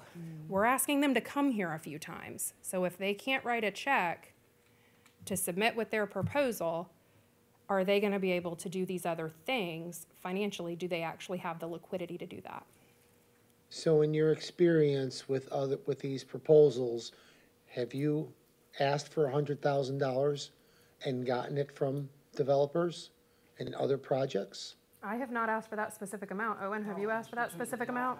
I've asked for more. I've gotten more. I think I've asked for less for much smaller properties and gotten less. I've never done this without a deposit, ever. Okay, Yeah, I mean, the process would be, say there's 4, 1, 2, 3, 4.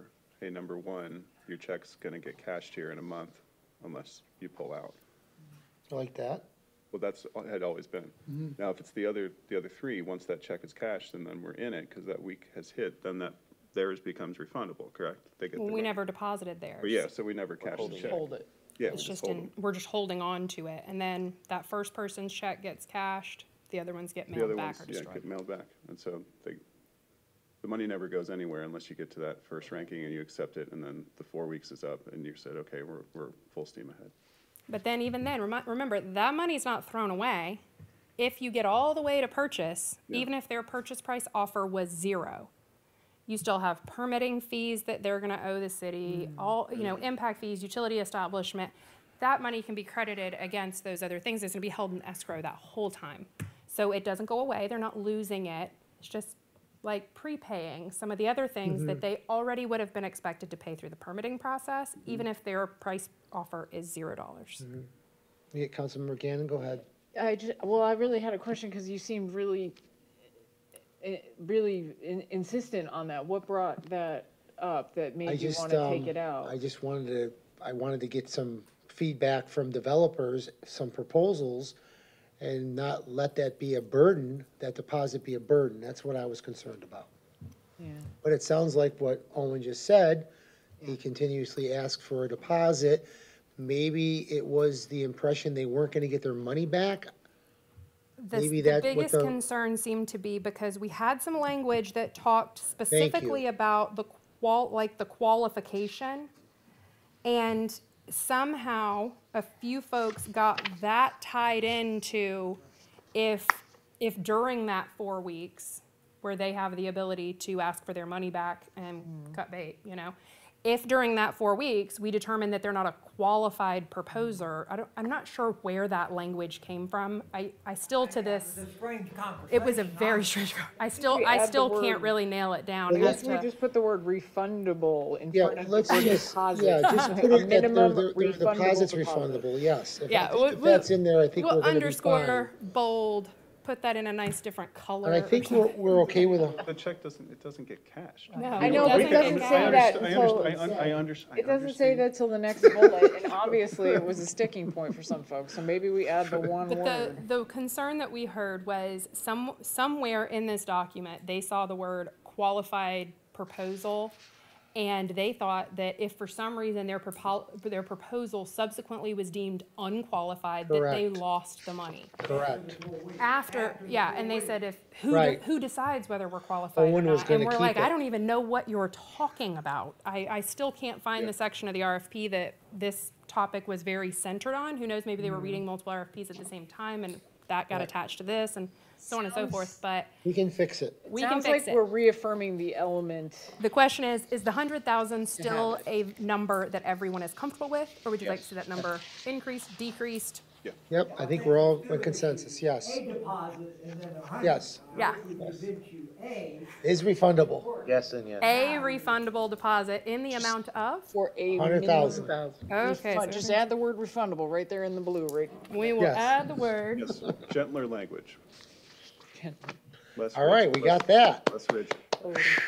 I feel See, so that one much ended better up right being now. so much easier. I just feel like I lost 10 pounds. How do I, bring me next time, because that would be nice. All right, so next up, this is why it's important when we talk about the open house piece. So the bottom of section 2.0 is where we talk about open house. This is why the deposit, why the mandatory pre-bid, all of these things are important. Because part of what we want to do is make sure that the community has involvement in seeing these concepts, right? We talked about this as like a trade show style open house where each of the proposers, which we'll get to in a moment in terms of each of the proposers, because we can only, this isn't going to be like the Tampa Boat Show. We can't have 1,000 of them crowding into a convention hall. We will need to narrow that list down if we get a lot of responses or some substantial number. But for the time being, we just want to reaffirm that the open house is still something that you all are supportive of, especially that it is mandatory. They do not get a choice to participate. This is something that allows them to both engage with your public in a formal way, have open dialogue and conversation with citizens, and let citizens give them feedback, let citizens fill out comment cards. We will summarize those comment cards so that you get them as part of your package for the selection purposes.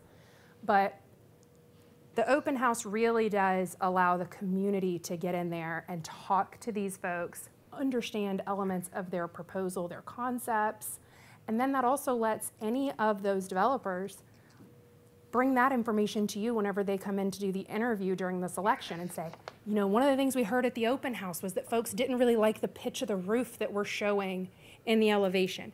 It's just a concept, it's what we were working with at the moment, but we can respect that and understand it and agree to address that. And they have time between those two events occurring that if they wanted to modify a rendering, they could do that before they come here and do their presentation with you. So they get some public feedback before they come to interview with you directly. So the question is, do you still want the open house to be something that is a mandatory requirement, and do you still want to have it in general? Who wants to go first? Councilman McCarron, you want to go first? Graber. Graber. I didn't say Graber. It's been 3 years. We'll get there. We'll get there. No, we've been friends longer than that. It's great. The easy answer for me is yes. So I didn't have anything else to expound upon it. Yeah, I have no problem reaffirming this element because I think this is the element that our residents are expecting. Yeah. Okay. Vice Mayor? Mandatory, I mean, even if we made it not mandatory, that'd be an easy, hard knock on each of those that don't show up. Exactly. You can't come with a couple boards? Yeah. You good? I'm good. Me too. Okay, Yep, there we go. Yep, I agree. One more down. Okay, so. See, that was an easy one because everybody likes a good open house where you get to come see cool pictures and designs and all that. It's all what we're after. All right, so the next one is the sealed price proposal. So this is under section 3.0. It is item 7A. If you recall, this was a bit of a chat last time for us to get to this. Still don't like it, I know.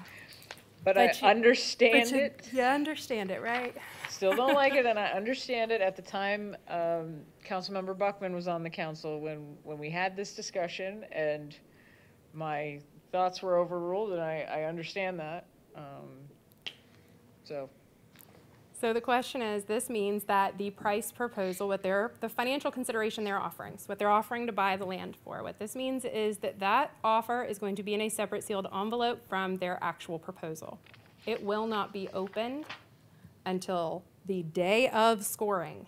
So when the open house happens, nobody knows what any of those individual proposers are saying they're willing to pay for the land. All you see is their actual plan.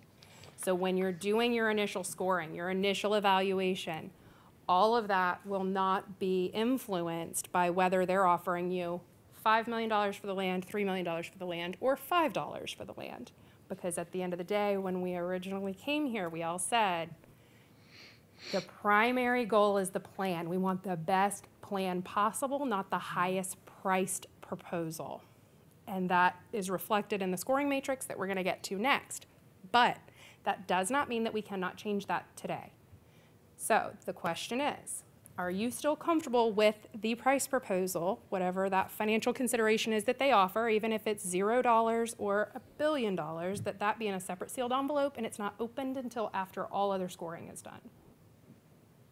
Any questions? Anybody want to talk about that first? Who wants to go first? I can reiterate my position if Vice you guys, Mayor wants if you to go guys first. remember. If you don't remember. I'll just I'll just make some comments kind of related to how if you consider it the main three buckets of the plan, the technical aspects, and the price. I almost look at it as, okay, well, yes, you can, in theory, rank all of those at the same time, right? But almost treating it more like a milestone or a phase gate of, well, if the plan sucks, you can give me $1 billion, and we shouldn't build it. I mean, we could maybe find our way around it, but Did you say sucks at a city council? I did. I said sucks, and I got you to say it. You just said it. You said it too. Let's see if we can get you all to say Order, it before the end of the order. night. But it's like, if a developer or a series of developers just really misses the mark there, they're gonna plummet and have a far less chance of getting to be the top ranked entity. So seeing that, and I know that obviously once you put a dollar value to it, it could potentially influence, well, how you view that plan. So the plan itself being, as we've previously rated it, so important, and in my personal opinion, maybe feels a little underweighted versus, yes, the team is important, but everybody wants to know and see the plan, right? We want to see that, we want to know it, we want to feel good about it and get excited about it. So I'm fine with staying as is. I mean, if somebody throws us $1 billion envelope, we'll talk through that one. What if they send us an invoice for $1 million? Yeah. I would offer that even if you get all the way to selection, you rank, you score, you do all of this, and you get all the way to that list, and you've got your number one ranked firm. That does not mean that you have to select that number one ranked person. This is just making it so that your initial scoring of the plan and the technical elements are not biased or influenced by a higher or lower price condition. But it does mean, am I still correct that it does mean at the open house events with the public, they would not know the financial Nobody will component? know the number at that point. Go ahead. But there's, You want to go? well, it will influence the decision-making once you see the number. Man, I didn't think Or this, the bill. man, I didn't think this was cool, but now that I see the number, this is the best thing I've ever seen, I just, that's, you're not looking at it through, without dollar signs. You got dollar sign glasses on, and you're looking through it. My from that dollar sign perspective. glasses are not, That'd be my concern. I mean, even if we can compartmentalize it ourselves, it would still be like, hey, they offered us $6 million, but this plan was better at 4, but okay, we need to know up front because we need to take the 6. here's what I need to know. I firmly believe nobody's going to offer us money for that land. If anything, they're going to need some kind of incentive, which we already saw in the feedback, to build the thing in the first place. They're going to ask us for a contribution. Nobody's going to write us a check for $6 million. I don't disagree with that. And so what I want to know up front is what are they expecting the city to put in? Because I don't want the city to fall in love with something or us to fall in love with something and then be like, ooh, now to deliver this thing that everybody loves, we need to raise your taxes. Or we're not going to collect ad valorem from these people for 20 years. Or, that's all. I understand that we will get to let's say we get to the end and we have the ranking, we can change the ranking. But would that be purchase price? Would that be what was in the sealed Yeah. envelope? They're not putting in the sealed envelope an ask. They're putting in a financial consideration in the form of a price proposal. And if it's a negative number, that's going to be a problem. You're right. We Right. can But it can clarify be- that it has to be a positive integer if that's helpful. It can be a 0 though. That's still a positive integer. So do me a favor. So do me a favor. Give us an example of Sorry, Mom's a math Give teacher. us an example of a sealed proposal that you've encountered, please. An example of a sealed price proposal? Yes, what happened with a different municipality, and you did this RFP, and you were you opened them up, and what happened?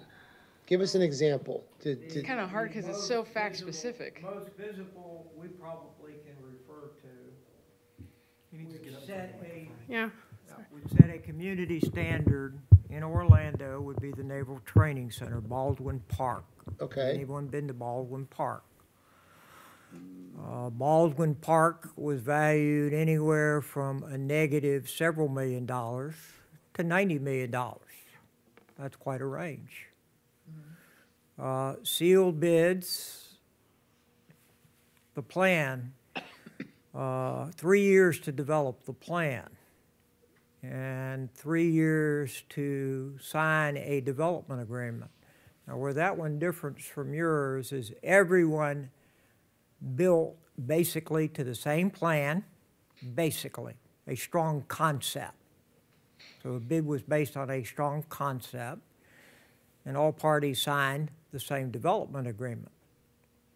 So there was no non-uniformity in what was being bid. Execution and implementation varied among the parties.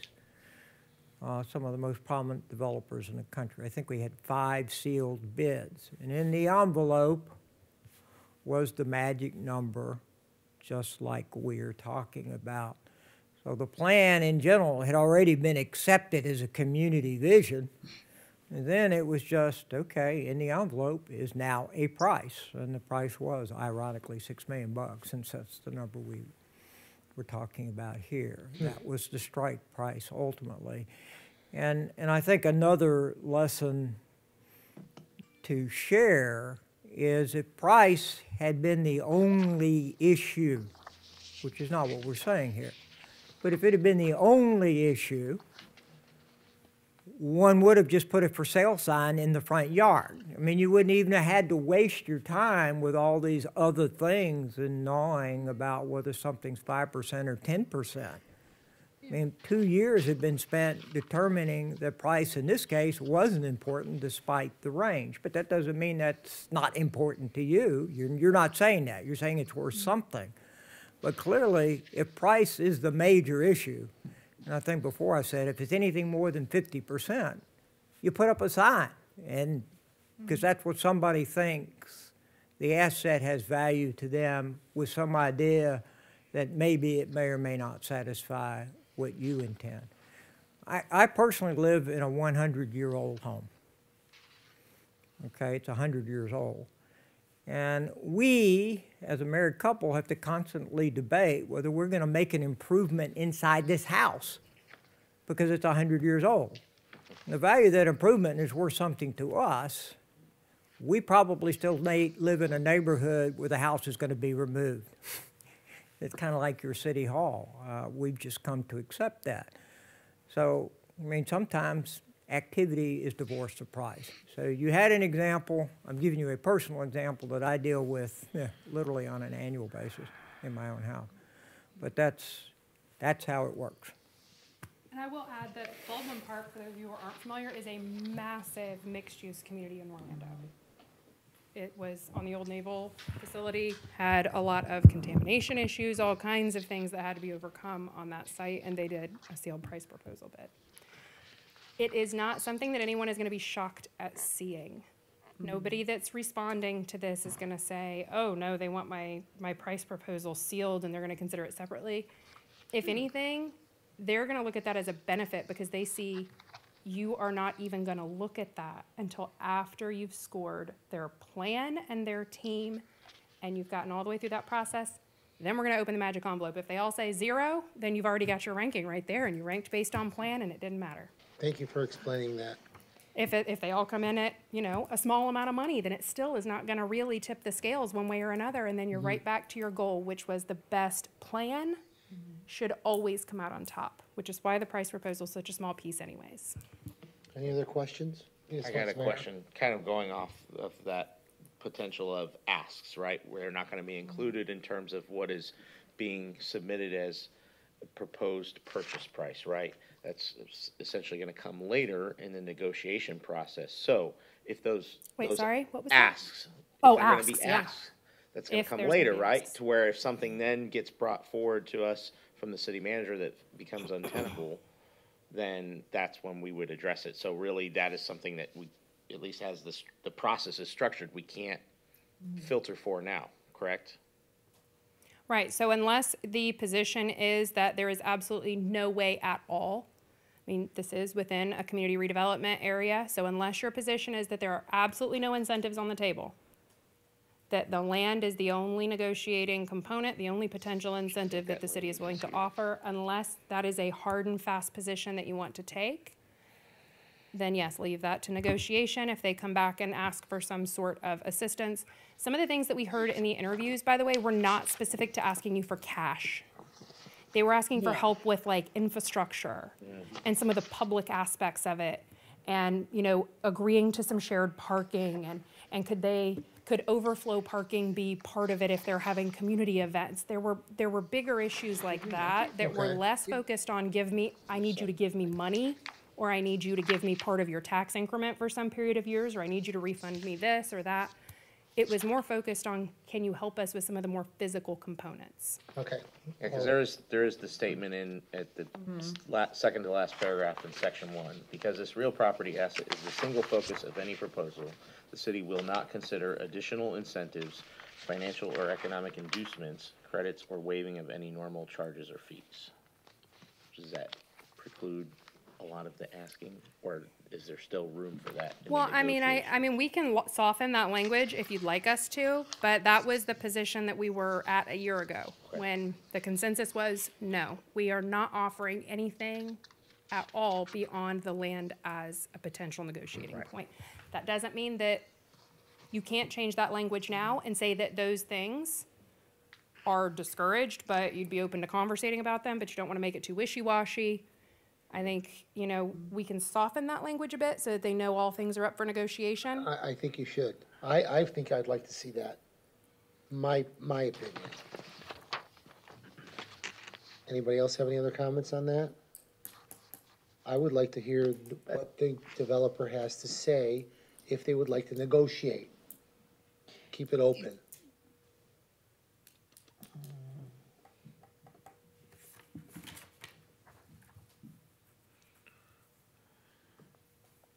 I don't know, I feel like I need some guidance because I don't know what, Pandora's box does it open by Softening the language. softening the language is my, So keeping in mind that, you know, some of the types of things, as much as you may be thinking when something requires an incentive or an inducement, you may be thinking, this is gonna require us to raise our millage rate. This property is inside of your community redevelopment area.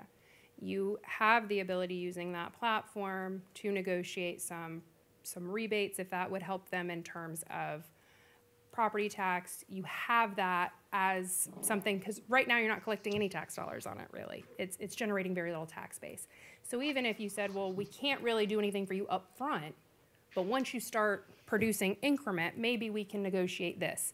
There's some room for you to do that. It's a question of whether or not it's something you are even interested in entertaining. I mean, I think it's it's not on our list because it's a substantial departure of where we were. Substantial. I mean, that's fine. Substantial departures are good. I am absolutely certain that we can soften the language, but again, I'm adverse to kicking things down the road. I mean, if you really aren't open to doing that, where you have a line in the sand, you're gonna draw. You've already drawn a line. The line is the property. You know, we would need to understand what that is, because it becomes quite a different deal, obviously. It's a much more generous deal. They talked a little bit about that at the budgeting and financial class on Friday, about negotiating taxes if a developer were to come in. Someone brought it up in the class that maybe 1 year of tax break for the developer, and then the next year they would have to pay the taxes. I don't know if we should. Well, let's say it's do between we need to 0 put- and something, and it's more than you got. So softening the language is the easiest ask we've discussed tonight. Yeah. It is the biggest potential issue Departure, yeah. you've Right. raised tonight. It's another can kicking. It's acceptable. You have to decide if you're gonna confront it fairly when the time comes up, whatever that decision. I mean, none of the developers brought it up. right, yeah. that was If one they of my- didn't bring Oh, it we up, didn't get anything. I'm worried about Well, then softening it because aren't we hamstrung by the CRA sunsetting? I don't know what we My can point is that reasonably if- offer in If they're terms of savvy incentives. developers, then they've been in negotiations before, and they understand what could be acceptable or could not be acceptable. They're still gonna make the asks. So So we Series do, is gonna having that language sunset. in there is weeding out. Yeah, I mean, I think it's necessary, if I'm reading the room correctly. If we try to soften it, they're like, hey, we didn't get anything, so we're gonna ease up on this, and then, I mean, well, I'd ask for everything in the kitchen sink. I don't think we change it. I think we let it come out in the wash of a development agreement at the back end, but I think we leave this as is. Yeah, for sure. Me too. That's fine. That's, I just want to that's point. my gut. Point that it's there. About your tax increment, it is very different than another arrangement, simply because of this. I don't know what your millage is as I'm having this conversation. 4.05 But whatever, mils. whatever you're collecting, whatever the number is the county is contributing to that. So in a sense, you know, the county is a partner Now, in those TIF agreements. If the agency, when or if agency sunsets, then that amount of money is just a city obligation. So, and that's not that neat and clean. So, I mean, it comes with a lot of issues. So it sounds like the priority is to leave the language as it is so that folks understand to design their project to what is actually financially feasible given their proposed purchase price, even if their proposed purchase price is zero, that the project needs to be self-sufficiently financially feasible. And then, you know, once that we get into negotiations, meaning once that, you know, they start negotiating with city administration and your city attorney, then if those topics come up again or those types of asks come out, then they can evaluate the legitimacy or appropriateness of the types of asks, whether or not those are even things that your charter, your code, your agency could do, has the ability to do. and at the time that the ask comes, Right. economic conditions are variable right now. I agree. So we're keeping the sealed price too? We're keeping the sealed price, even though I disagree with it fundamentally, but You put the fun and fundamentals, Kate, you always have. Okay. Last thing. So, well, at least the last thing I'm going to ask you to reaffirm, and then we're going to move on. So, scoring and selection. The way that this reads right now, which is in two sections, it's in section 2.0 at the bottom of the second paragraph, and it's also at the bottom of section 7.0, which very clearly states that scoring and selection will be the exclusive responsibility of city council, and that these will be, the evaluation process will be based on the scoring matrix and the assigned weights, which each respondent should consider when preparing their plan or their proposal. So the question becomes, is that still the position that you all are comfortable being in when the time comes? yes and no. I mean, of course not, but I think that's appropriate. Plan, yes. Is it really a comfortable chair to sit in? Probably not. I just hope we get one. Get two. Yeah. A problem to have. Yes. My question comes in the part where we talked about the matrix and some of the weighting that we put on experience of the lead, qualifications of the lead, that kind of stuff. We're going to talk about the scoring matrix next. The first step, though, is are you all still comfortable being the end-all entity? Because that means that when it comes down to the end of all of this, you're going to be the ones filling out the score sheet and handing it over to create the ranked list. I feel comfortable. Anybody else? I feel comfortable with it. Yep. Tom, Sure. do we need to make a motion to extend the time of the meeting, or? Have we set it for a specific period of time? I don't know if we did. Just did started we? at 6 on the agenda. It's just starting at 6? I remember it being on the calendar from 6 to 8. I just wanted to make sure. Okay, thank you. Sorry, I didn't want to interrupt you, but I didn't want to. No, that's fine. What do you guys think on this? So far, we have yes from. Yeah. Yep. Such a comfortable seat. It's a positive integer. It's a So positive yes, integer. we all agree. It's going to be the new running joke up Yes. there now. It's going to be that it's a Feel positive integer. many, or we have too many, and they seem to all be at my expense, y'all. That's just said it was a positive. Well, then, see, your seat up there feels a lot like the seat in my house when I'm surrounded by all boys all the time. Okay, so now we're gonna jump into our scoring matrix. So you each have a printed one that has the big breakdown of the detail. That's largely because it's very hard to fit all of those details onto one slide in Look a. at that, I kept mine from last year, In a- y'all. I course bet you I still did. have them in my folder actually Yeah. up there. Yeah. So if you recall, about a year ago when we did all of this, we took a very sort of group average condition of coming up with these weights. So ultimately what that came down to was that the plan itself represented about 56% of the overall weighted scoring.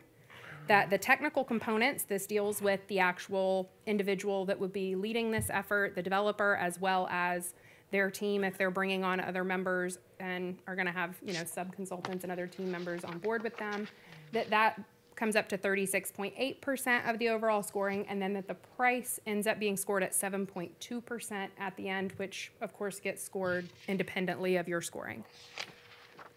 So the question becomes, is there any reason or anywhere that you would like to revisit any of either these rolled up totals? Because keep in mind, the rolled up totals under these categories, they evenly distribute down below them.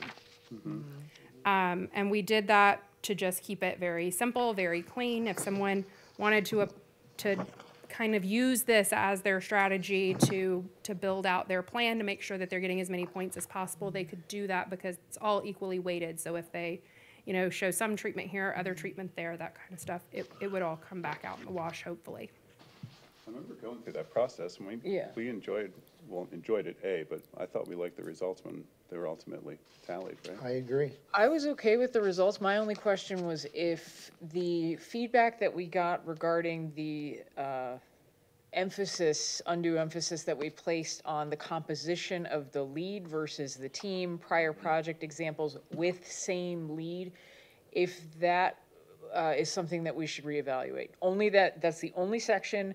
The blue section, the experience of the team, the prior project examples with same team, just because I recall some of the feedback being like, you know, we make these teams dependent on the project, you know, we don't always work with the exact same team, but we put together an awesome team with the same lead, you know.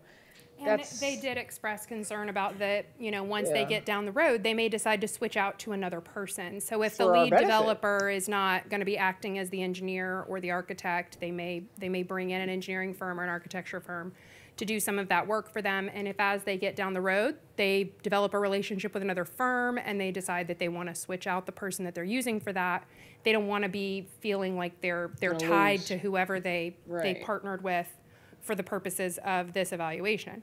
So what we have done is, as part of the actual RFP itself, we've reduced what we're asking.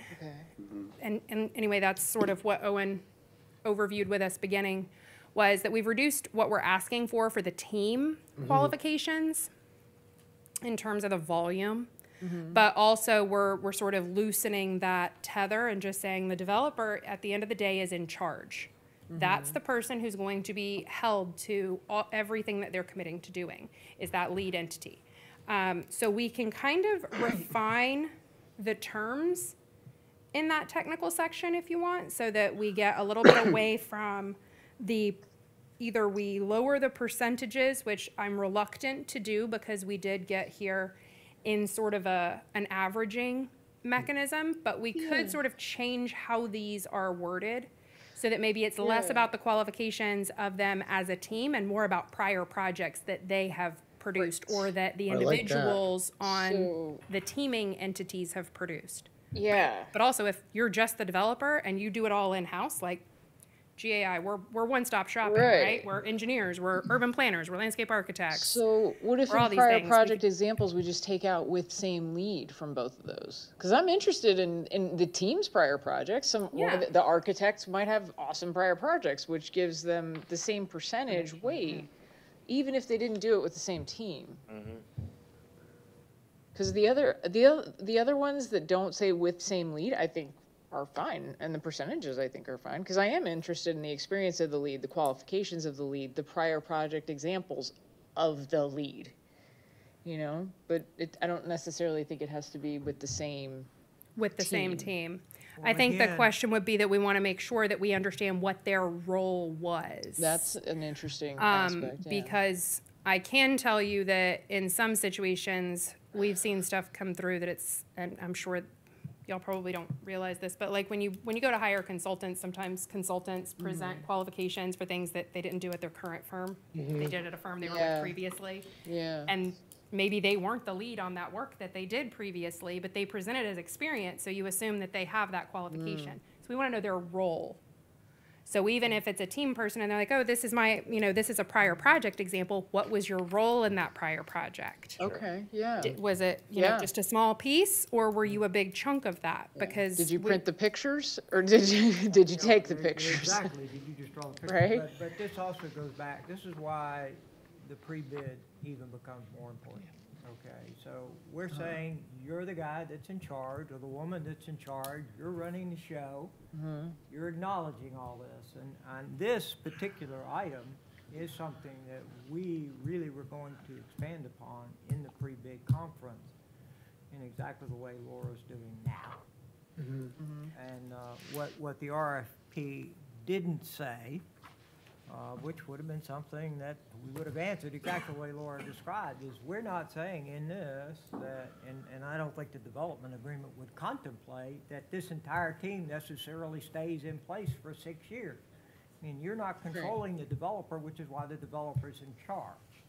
But you are making it clear that we are putting some emphasis on who you're bringing to the table, but it's less emphasis than it was before.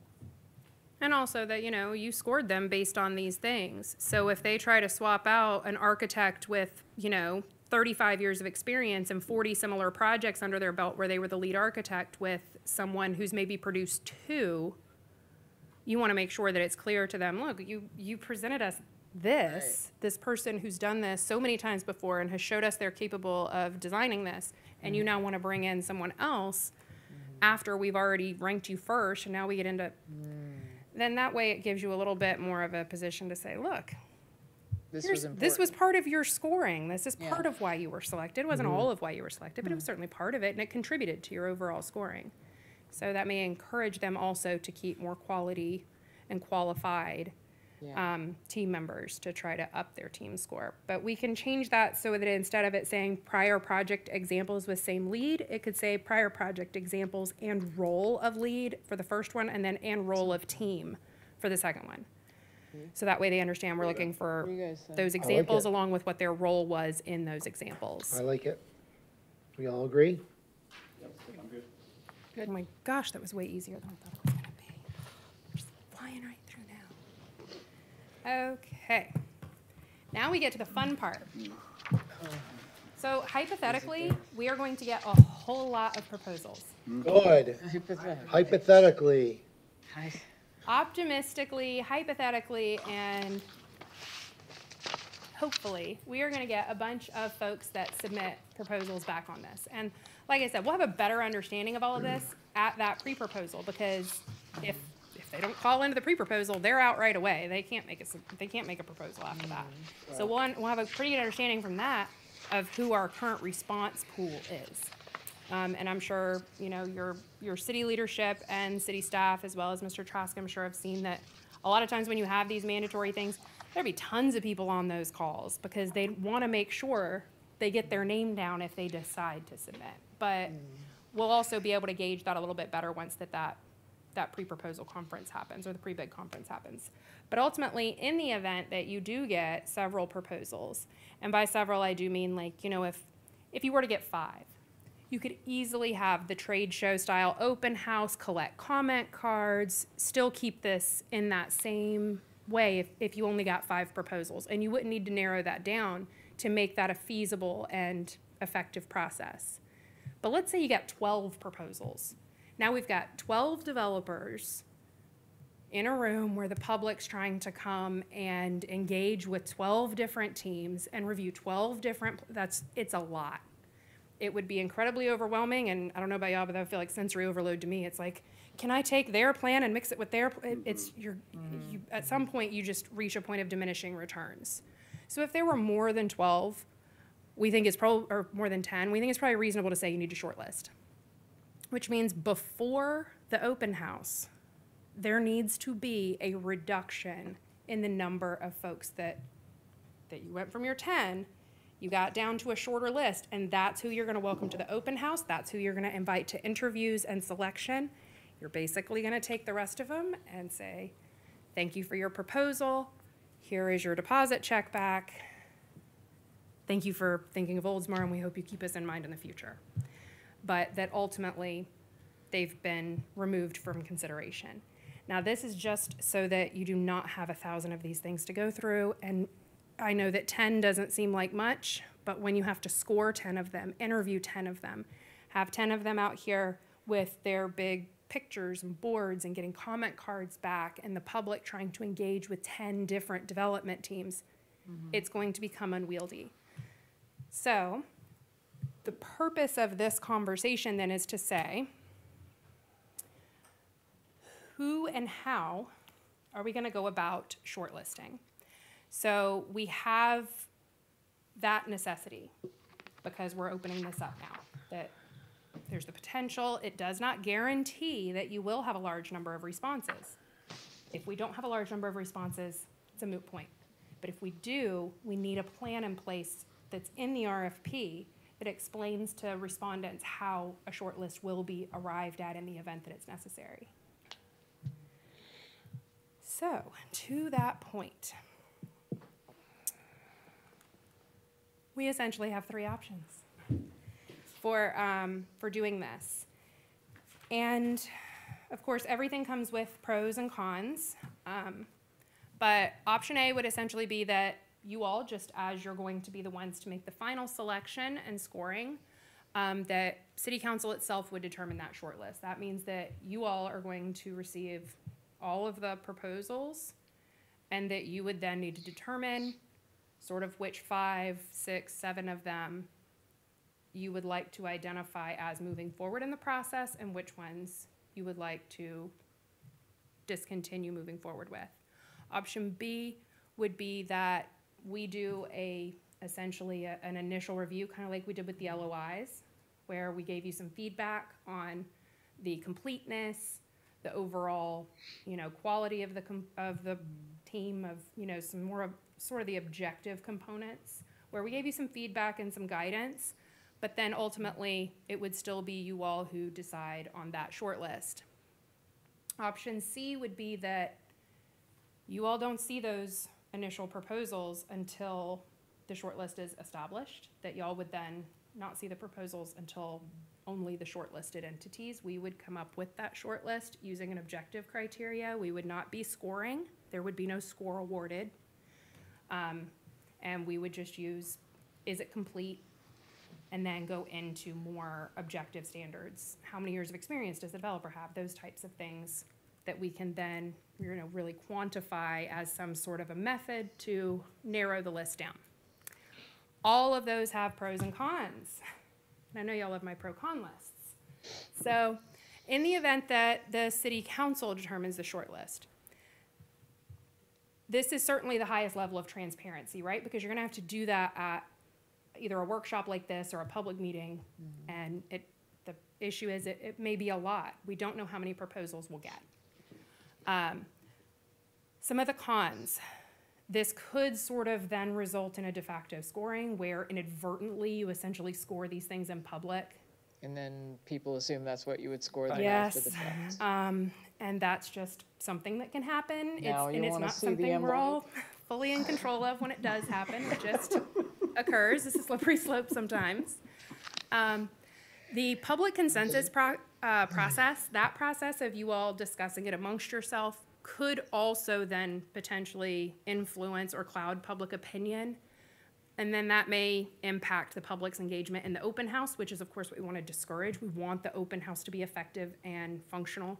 So if that ends up a lot of discussion here and then you take comments from the public, they may feel like they don't need to come to the open house, or that if the ones that they wanted to be shortlisted based on what y'all talked about don't end up on the short list, it may sort of discourage them from continuing to participate in the process, which has thus far been very, public focused and transparent.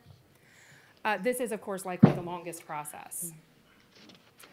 And keep in mind, this would need to be done in a relatively timely manner. So once that those proposals come in and you all have them, you would need to be able to pretty quickly get a feel for them and then assemble and make that decision as to what the shortlist would be, probably within about 30 days, if we're gonna keep a schedule going. Option B would involve us doing an initial sort of cursory review to let you know if the proposals reach complete, meaning that they meet the minimum requirements of the RFP, and then also providing some objective comments and observations on each of those for you all to review during the shortlisting. Again, the pros are very similar here, and the cons are essentially the same. All this does is allow you a little bit more input from us and our team in that process. But again, it's still going to be a slightly longer process because you will have to go through all of the proposals that you receive. In the event that you ask us to complete the shortlist, meaning we take all the proposals, we would evaluate them on objective criteria, completeness, prior experience, et cetera. And then we would make a recommendation of that shortlist to council. This does minimize the potential for subjectivity from the council. It also limits potential for influencing the public, but it is somewhat less transparent in that we would not be scoring. We're not gonna give them a score. We're simply gonna say, these are complete, these are not complete, you know, these have the best qualifications, here's what we recommend as your top 5, top 7, but it won't be a ranking. We're not gonna say this is number 1, this is number 2, this is number 3. We're simply gonna say, if you tell us that you don't want more than whatever number may be, we're gonna say, these are the 7, and these are the ones that we think that you should discontinue. Can you go back to B?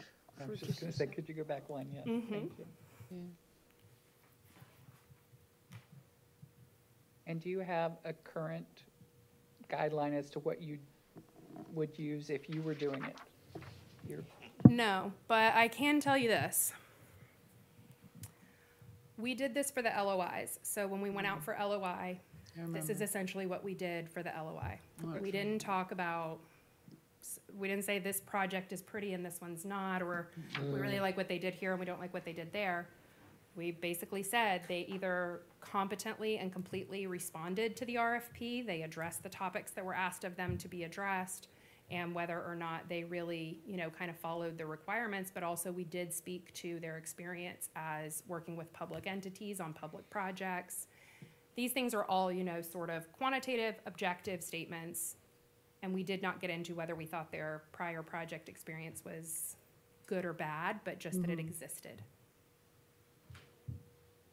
So we feel reasonably confident that we would be able to do that. The difference, of course, would be whether or not you do or don't agree with our opinions or recommendations and observations, but also how do you then, because this is very near and dear to all of you, right? This is something that you have a very personal investment in.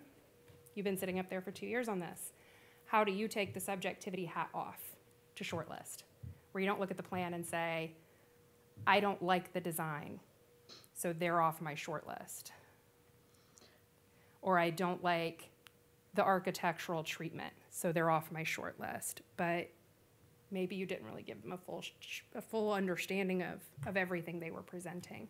It's easy to be swayed when you have a very, you know, a very big interest in an area like this. So all that I would say is, it is absolutely your decision. You are going to be scoring these things at the end of the day.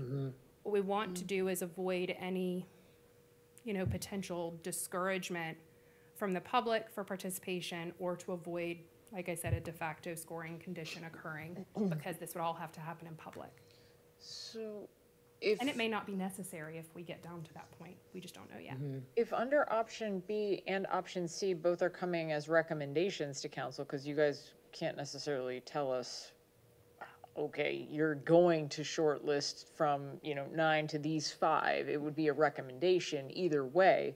The difference between B and C is that recommending under B would happen here in a public forum, as opposed to C, option C, it would be you guys just kind of giving us a report. Is that? So under option B, I will tell you, we're probably not gonna recommend a short list. We're gonna give you comments and comments. feedback on every single proposal. So like we did with the LOI, so it is exactly like we did with the LOI? Yeah, Okay, because, well, with the LOI, we recommended, we said, here's our observations and here's our recommendation.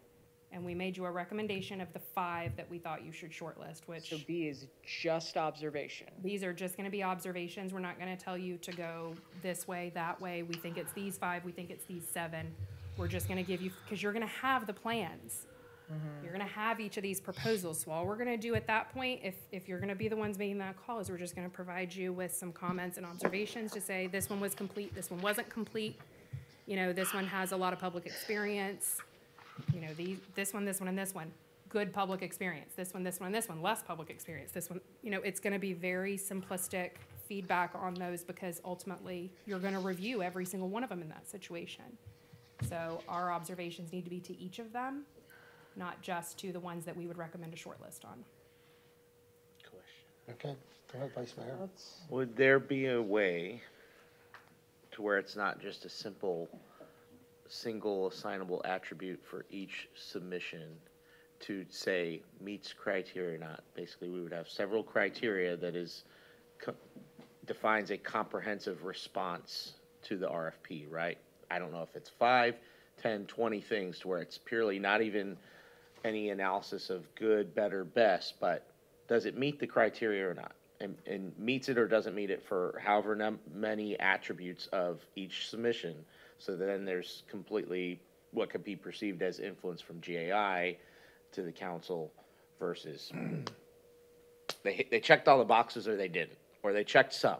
And so that way then it's purely on us to say, I can see that, you know, granted, we're not the experts in evaluating experience, you know, is it the best? But it's ultimately, we have to arrive at the final ranking. So is that just trying to find that So ideal line of how was their submission?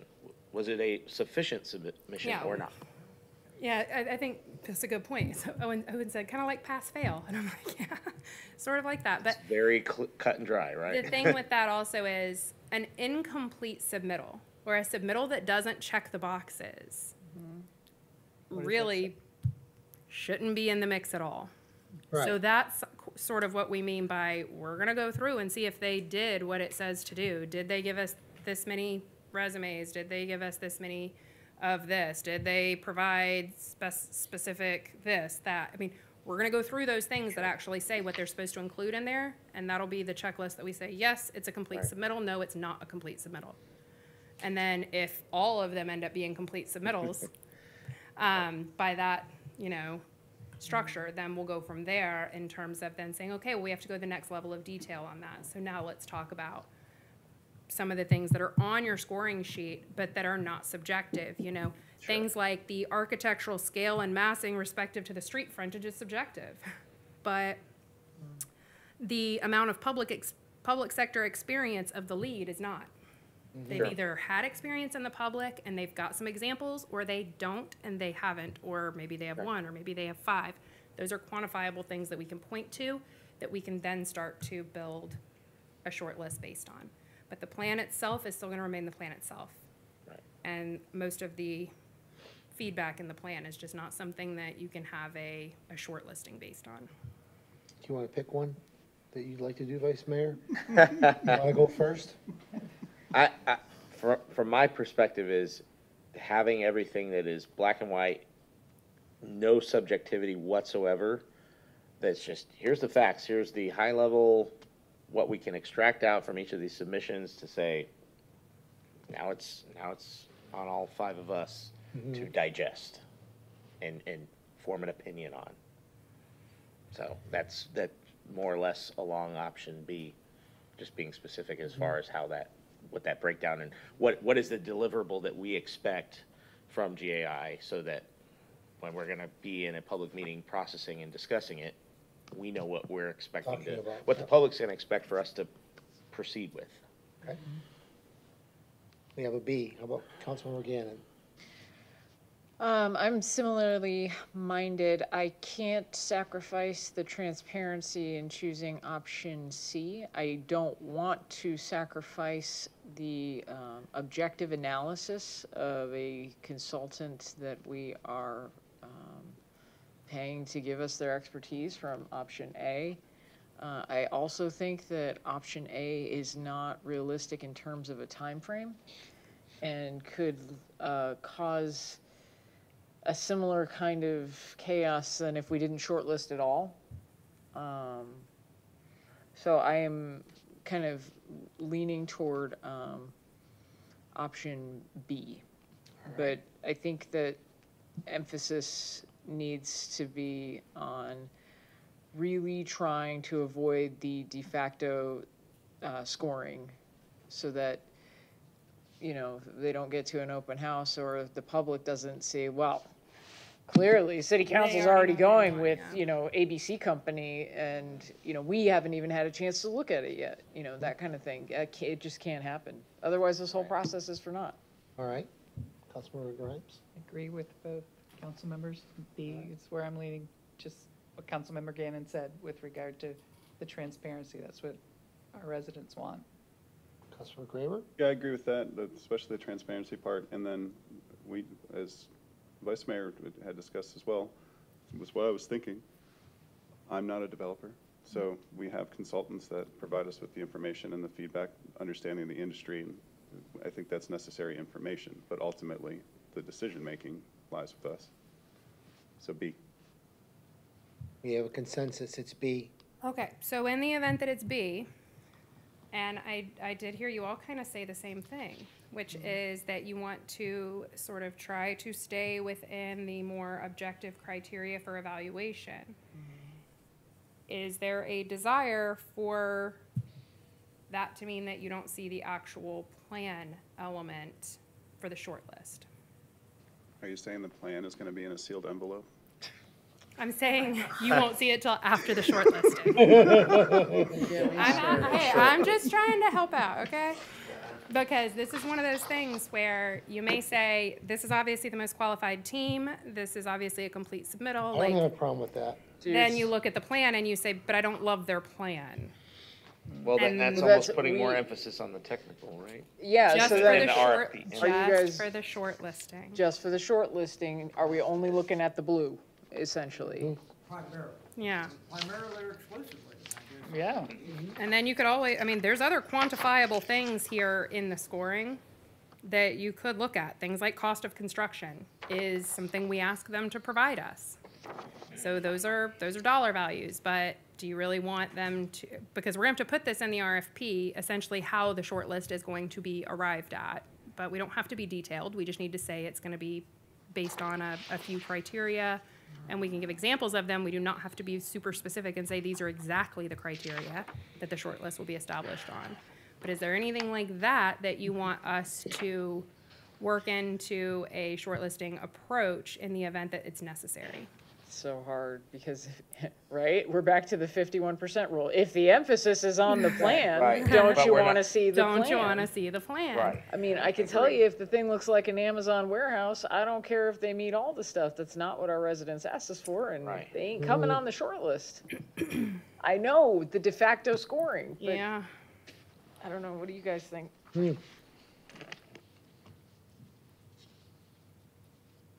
I'm visual. I need to see what's going. I mean, I can look at numbers all day. I'm not Vice Now Mayor, you want to unseal the Vice Mayor envelope. Andrew Knapp. No, but it's just like, you know, like if I see it, that's why I'm always pointing stuff. It's like, no, it'd be like this, and if it was this. So I'm saying it's seeing the plan. The sealed envelope thing is different. This is, how could we? Their conceptual Do- plan should meet Do you the have? plan part. Yeah, It 'cause should, it's it concept, right? shouldn't We're be still at the your fear concept phase of there, it being right? a box. Well, I mean, It it, should It meet, should meet. it should meet, but it also doesn't have to. right. I get that, but it should, if they're, I think the goal of transparency requires us to show the public what we're shortlisting to some extent. I don't think that's fair. I'm just floating What do you because guys we think? want I to don't make sure know. we I'm think just- about I agree. No, I how. agree. no, I agree. I'm just saying gonna it's a go. different If I'm analysis. sitting out there and the city council's about to shortlist based on objective criteria, you know, I don't know. Can I offer a consideration here, if I may? Sure. Is, you know, in a prospectus, past performance is no guarantee True. indication of future performance. Well, in our business, past performance is a huge indicator. So even though we primarily be looking at B, I mean the blue, just so that we're all clear, is 5 examples of a warehouse is not going to equate into any kind of a plan that we're remotely interested. We don't need to look at the plan to know 5 experiences that only feature a warehouse. It doesn't really matter what he shows in the plan. There's still a capability of delivering that relative to his prior experience. I mean, that's an extreme example, but the participants in the process are going to speak loudly for their ability to deliver for you. I mean, I don't want to give you an easy out here, but I mean, realistically, the experience on paper is a significant component of their ability to deliver the more subjective things. No experience is like, it's not going to happen. They wouldn't have the 100 grand, right? Yeah, and separate to the warehouse question, you know, if all the experience that you see is 3-story garden-style apartments in super suburban settings, that's not you. That's not this project. That's not this site. And that means that you're probably working with someone who hasn't done this type of development before. Doesn't necessarily mean that they would not perform for you, but is that really the person you think is going to develop the most compelling plan? Unless they've assembled a really good team that has a lot of experience doing mixed-use projects and they're just leading as the developer, and then we're going to see that from the team, right? Then we're going to see that this team can do this. But all of that really should be part of that experience package. I can tell you, I don't draw things. I'm not an engineer. I don't sit down and get my big scale ruler out anymore. Now that I do this, I don't sit down and do that stuff anymore. But when I submit qualifications for our firm, we put the examples of qualifications of things that we've done, our past experience that's most consistent with what the RFP is asking for. I'm not going to show, you know, if Oldsmar is coming to me to say, hey, we'd like to see a request for qualifications for a continuing services contract, I'm not then going to show you work that we've done in, you know, Chicago and Pittsburgh and Miami. I'm going to show you work that we've done in similarly sized communities that have similar conditions to yours, because that's the kind of experience you want to see and the type of qualifications that you want to see. And we want to put the best representations forwards. We would hope that any respondents would do that as well when they're showing qualifications and experience. I think it's probably redundant to what Laura said, but I think if they can't do that, then they don't have the experience. I mean, no one's going to go out of the way to show the wrong experience, right? I mean, that's sort of the obvious conclusion. So one of 2 things is happening. They can't, among their team members, demonstrate the experience, or they've ignored what it is that's of value to you. And neither of those speaks well for where you want to go, right? So, I mean, this is kind of a flow of logic thing, really.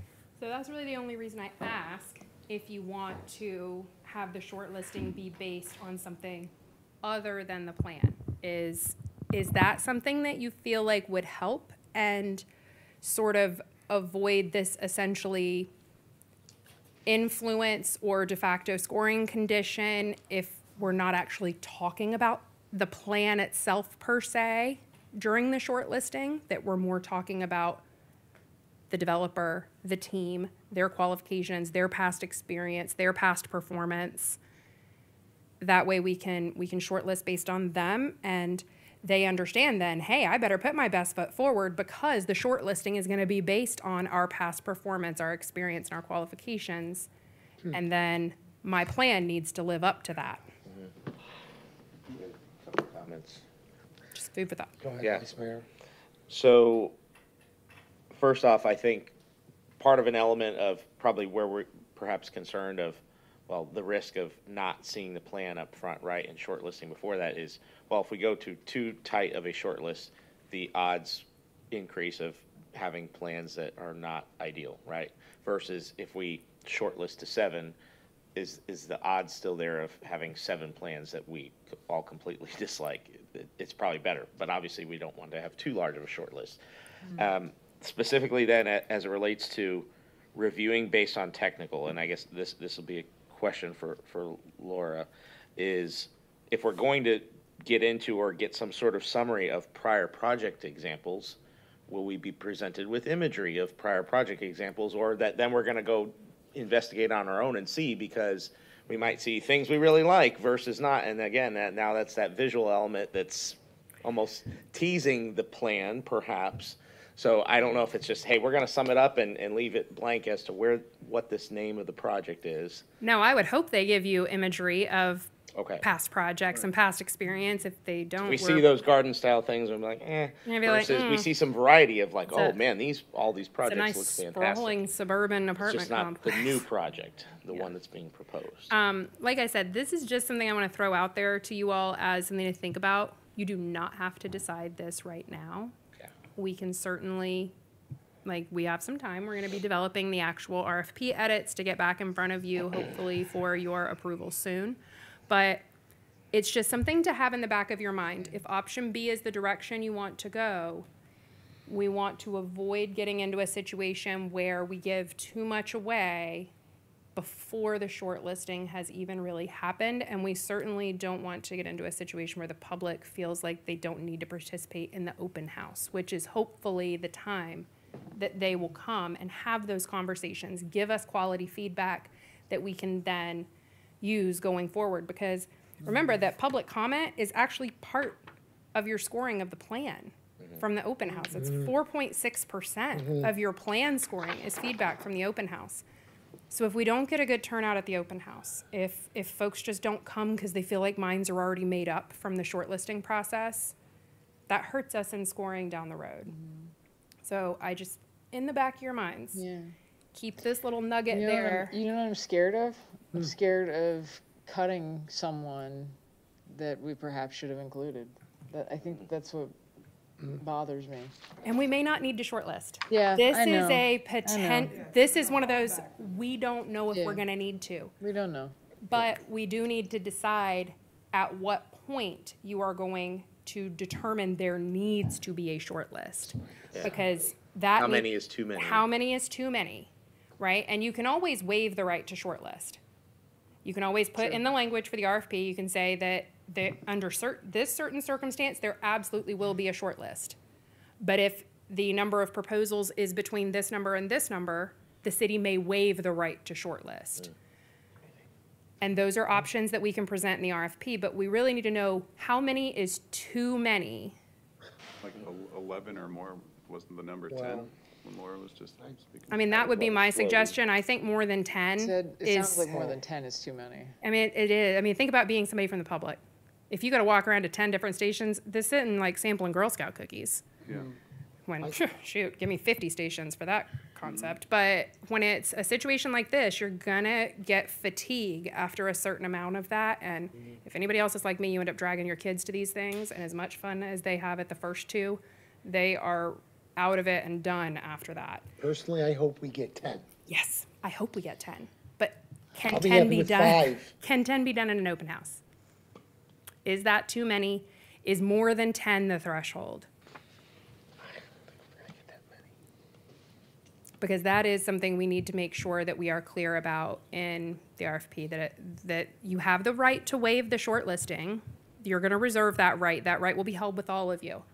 But they need to understand, because if we're going to keep this on a tight schedule, we don't want to be coming back and asking a question and then having to wait for another council meeting. And the back and forth is going to make this very ambiguous, and we don't want that to happen. They need to know what the schedule is going to be once their submittals are received, and then they get a number. So when they come in and the city stamps them in, and then the city comes out and says, okay, well, we received 12 proposals, then they'll need to be in a position to say, the city will have a shortlisting hearing on this date, Right. and we will shortlist to a smaller number. Okay. We don't have to say what that number is, but we do need to know at what point, what number is the threshold to say there is absolutely going to be a shortlist versus you always have the right to waive shortlisting. 10. One observation about this group is you all are a very engaged group. I mean, you have been from the start. I mean, that's a purposeful compliment because it ties to the next comment. is Laura's been talking about keeping the public engaged. I mean, if you're going to do a meaningful interview with any of these people, it's going to last an hour. And it's worth your time, and in fact, it respects their time to give them an hour. And I just don't know how much energy you can produce for 10 hours to go through this. I mean, by the time the 9th one comes, who may be the best, you're exhausted. And you're not giving that person and that group the time and energy that you've given the earlier people. It's impossible. I mean, I don't care how engaged you are, but because you are engaged, that should be a very major concern for you all, not just the public. So let me ask you this. Let's say we get 10, we can waive the right to shortlist. You can. This would be my recommendation, and you do not have to take it. I'm just telling you what I would suggest. My suggestion would be if more than 10 proposals are received, that you are going to go through a shortlist process. If 7 or less are received, you are not going to go through a shortlist process. But if more than 7, less than 10 are received, you reserve the right to waive the shortlist. That makes sense to me. That way, you have sort of this buffer in the middle, and you can say, well, we got 8. You know, let's just go forward with the 8. We don't want to shortlist just because we got 8, but we don't know how many we're going to get. So there's got to be some sort of brackets around it so that the folks that are responding understand at what the next steps are once that they see how many submittals came in, because you're going to, you know, that's going to get published pretty quick, how many people submitted, and then they need to know, okay, well, that means they're not going to shortlist. Great, that means we're going forward. That means we're getting ready for a public open house.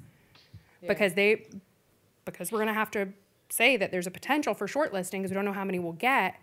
The schedule has to adjust to that. So we have to give them time now to actually develop their open house materials. Where before, in the 5 that we went out to previously, we said basically that open house was going to occur like a week after the proposals were received because there was no shortlisting necessary. They're all required to go. It was going to happen like a week after. Now, because we don't know how many we're going to get, we have to give them like 30 days after the proposals are received before the open house can occur so that they can get their team here, get their materials prepped for that, because they don't know whether or not they're going to make a short list. So they can't pre-prep everything ahead of time. So a good bit of this is keeping them in a position so that they don't overexpend their effort, but it's also keeping a schedule in place so that this continues to progress forward and doesn't flounder. So that would be my recommendation. More than 10 is a guaranteed shortlist. 5 or fewer, or 7 or fewer, you do not shortlist. If it's between 7 and 10, you may waive the right. Okay. And then that way, it's something that can come back We'll really take your quickly recommendation. and Is get that okay, Consensus. Council? I agree with that. Yep. What is your guys' With your recommendation. Okay. I like the waiver, just in case.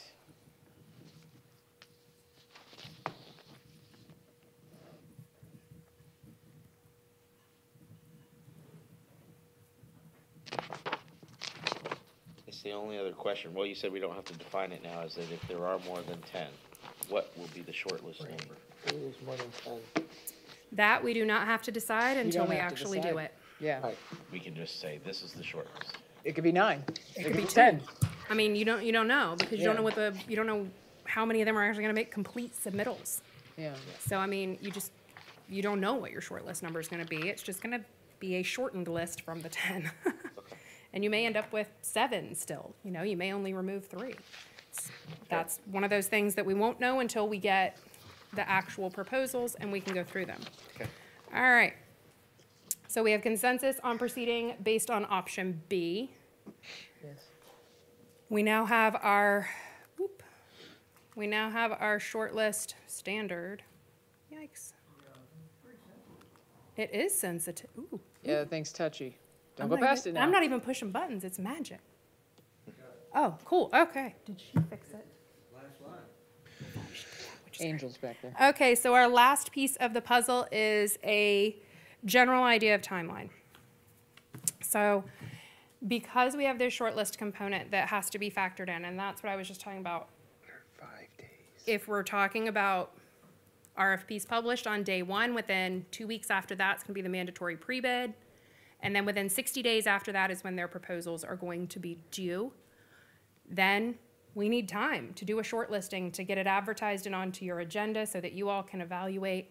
The shortlisting would occur within 30 days following the proposals being received. That is going to be a very fast turnaround on shortlisting for something that is this intense and this important. So once that those are distributed to you all, start reviewing so that you're prepared when we come in here and you know exactly, you know, you're not opening them for the first time here, especially when we don't know how many we're going to get. Because if we get 10 or 12 and we're talking about shortlisting all those, it's going to be time consuming for us to sit here and go through that.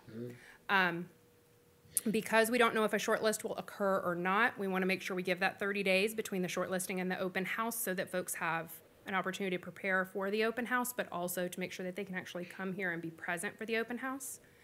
And in the event that the shortlisting isn't necessary, all of this accelerates 30 days. So this whole time frame is about 5.5 months, which would be reduced to 4.5 months if the shortlisting isn't necessary. Yes. So the, And of course, we run it, this will be over the summer essentially, just Yeah. to be clear. I know there's plenty of holiday dates. We will work this around a timeline within the RFP. do we have a goal for the revised RFP, when that would be Ready back for- before We have already been council? working with the city manager and Mr. Trask on the actual RFP revisions themselves, Okay. you know, to sort of iron out some of those things that we presented today that, you know, we're gonna emphasize this, clarify this. We've already been working through some of that. So we've Good. got a red line essentially at this point. Our goal is next month, the second meeting. Yeah, March 26th, second meeting next month. Would be the goal for bringing the complete RFP to you all for approval for that to be published. And then, of course, we want to avoid it publishing on April Fool's Day, because we don't want anybody to think we were joking. So, so we'll push it after April 1st for the actual date for it to be released. And then it'll either be 4.5 months or 5.5 months, depending on responses. All right? Yep, go ahead, Vice Mayor. As it relates, this kind of goes back to something was discussed earlier in tonight's meeting with the pre-bid conference and the tendency or the safety measures that the developers had of wanting to, you know, not disclose or discuss certain things in the large meeting. So is it possible that we can really emphasize, because it seems like they just didn't know or were scared, whatever, being protective of their IP, to emphasize, like, yes, you have to attend this conference, but then please, by all means, ask the questions that you need to have understood on a one-on-one basis with staff so that they can get those things figured out. Well, anything that gets asked of staff is going to have to be released to everyone. It's got to be fair. It's got to be fair. So if someone asks a question and it gets responded to, that needs to be made, that comes back out as an addendum. That's why we don't know the who asked that language of the question. RFP has to be super clear. Right. So what we can do, because we do not have a question and answer timeline built in, because we were doing a mandatory pre-bid. So we could build in a Q&A window where then an addendum would be released. So then following the mandatory pre-bid, we could say there's, you know, you have 10 days following the mandatory pre-bid to submit questions, and then that will provide answers to all of those questions in the form of an addendum within a few days after that. Something to that effect, so that if they want to ask a question, but they don't want everybody on that call to know who asked the question, yeah. they could also submit those questions the ahead of answer time prior to the pre-bid meeting. Okay. And then we could address them during the pre-bid meeting, which is, of course, preferable, because then if somebody else hears the question, they can jump in on it. If somebody says, oh, well, you know, how much parking is required under the city's code? And you say, well, this is a city code requirement, but the city's open if that is not feasible given this, and this, that you can follow the ULI methodology. You don't need to do that at this time, but that would be something that could be done with final plan submittal later on if you're selected. Somebody else may want to then jump in and piggyback on that question and say, hey, but what about this? You know, what if we want to build a parking garage? Would the city be willing to kick in support on a parking garage? You may start noticing them kind of piling on questions that are on the same subject area. So we'll probably want to make sure that we Having have, Q&A would kind of, in theory, prompt some discussion. that then we can say, you know, once the RFP is released, if you submit your questions 48 hours before the mandatory pre-bid, those will be the first topics discussed on the pre-bid conference. And then we'll still leave a Q&A period open after the pre-bid to clarify anything that couldn't be more publicly discussed then. But also, like I said, the questions, those never say who asked the question. Yeah.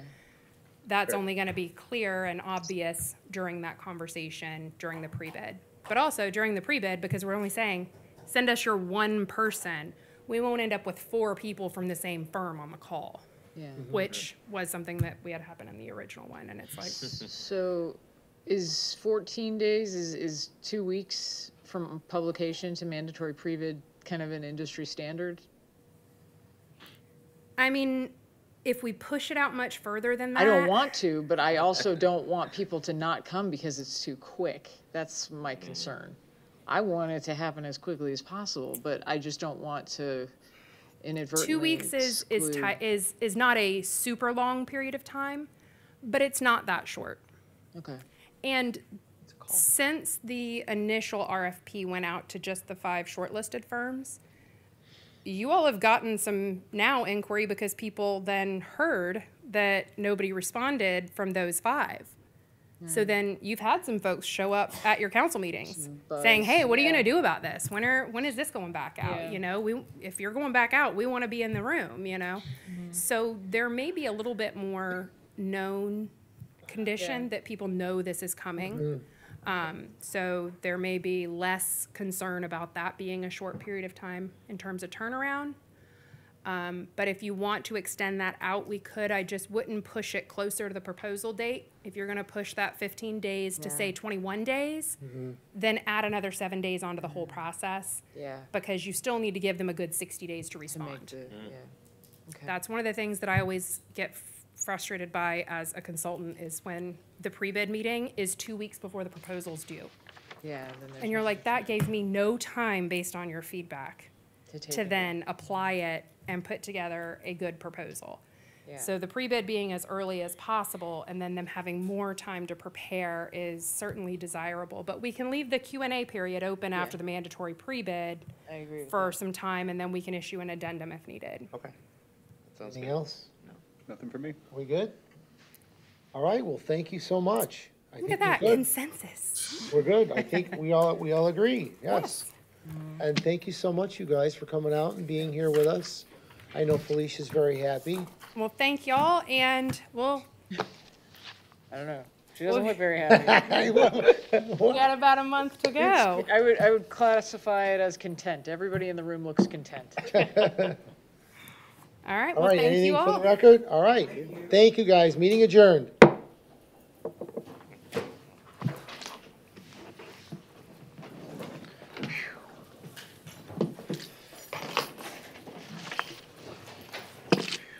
Five to 9. Sorry, Put cooties on it? no, I'm just. I watched this documentary. It was actually on Hugh Hefner, but it was about like how he ran his business.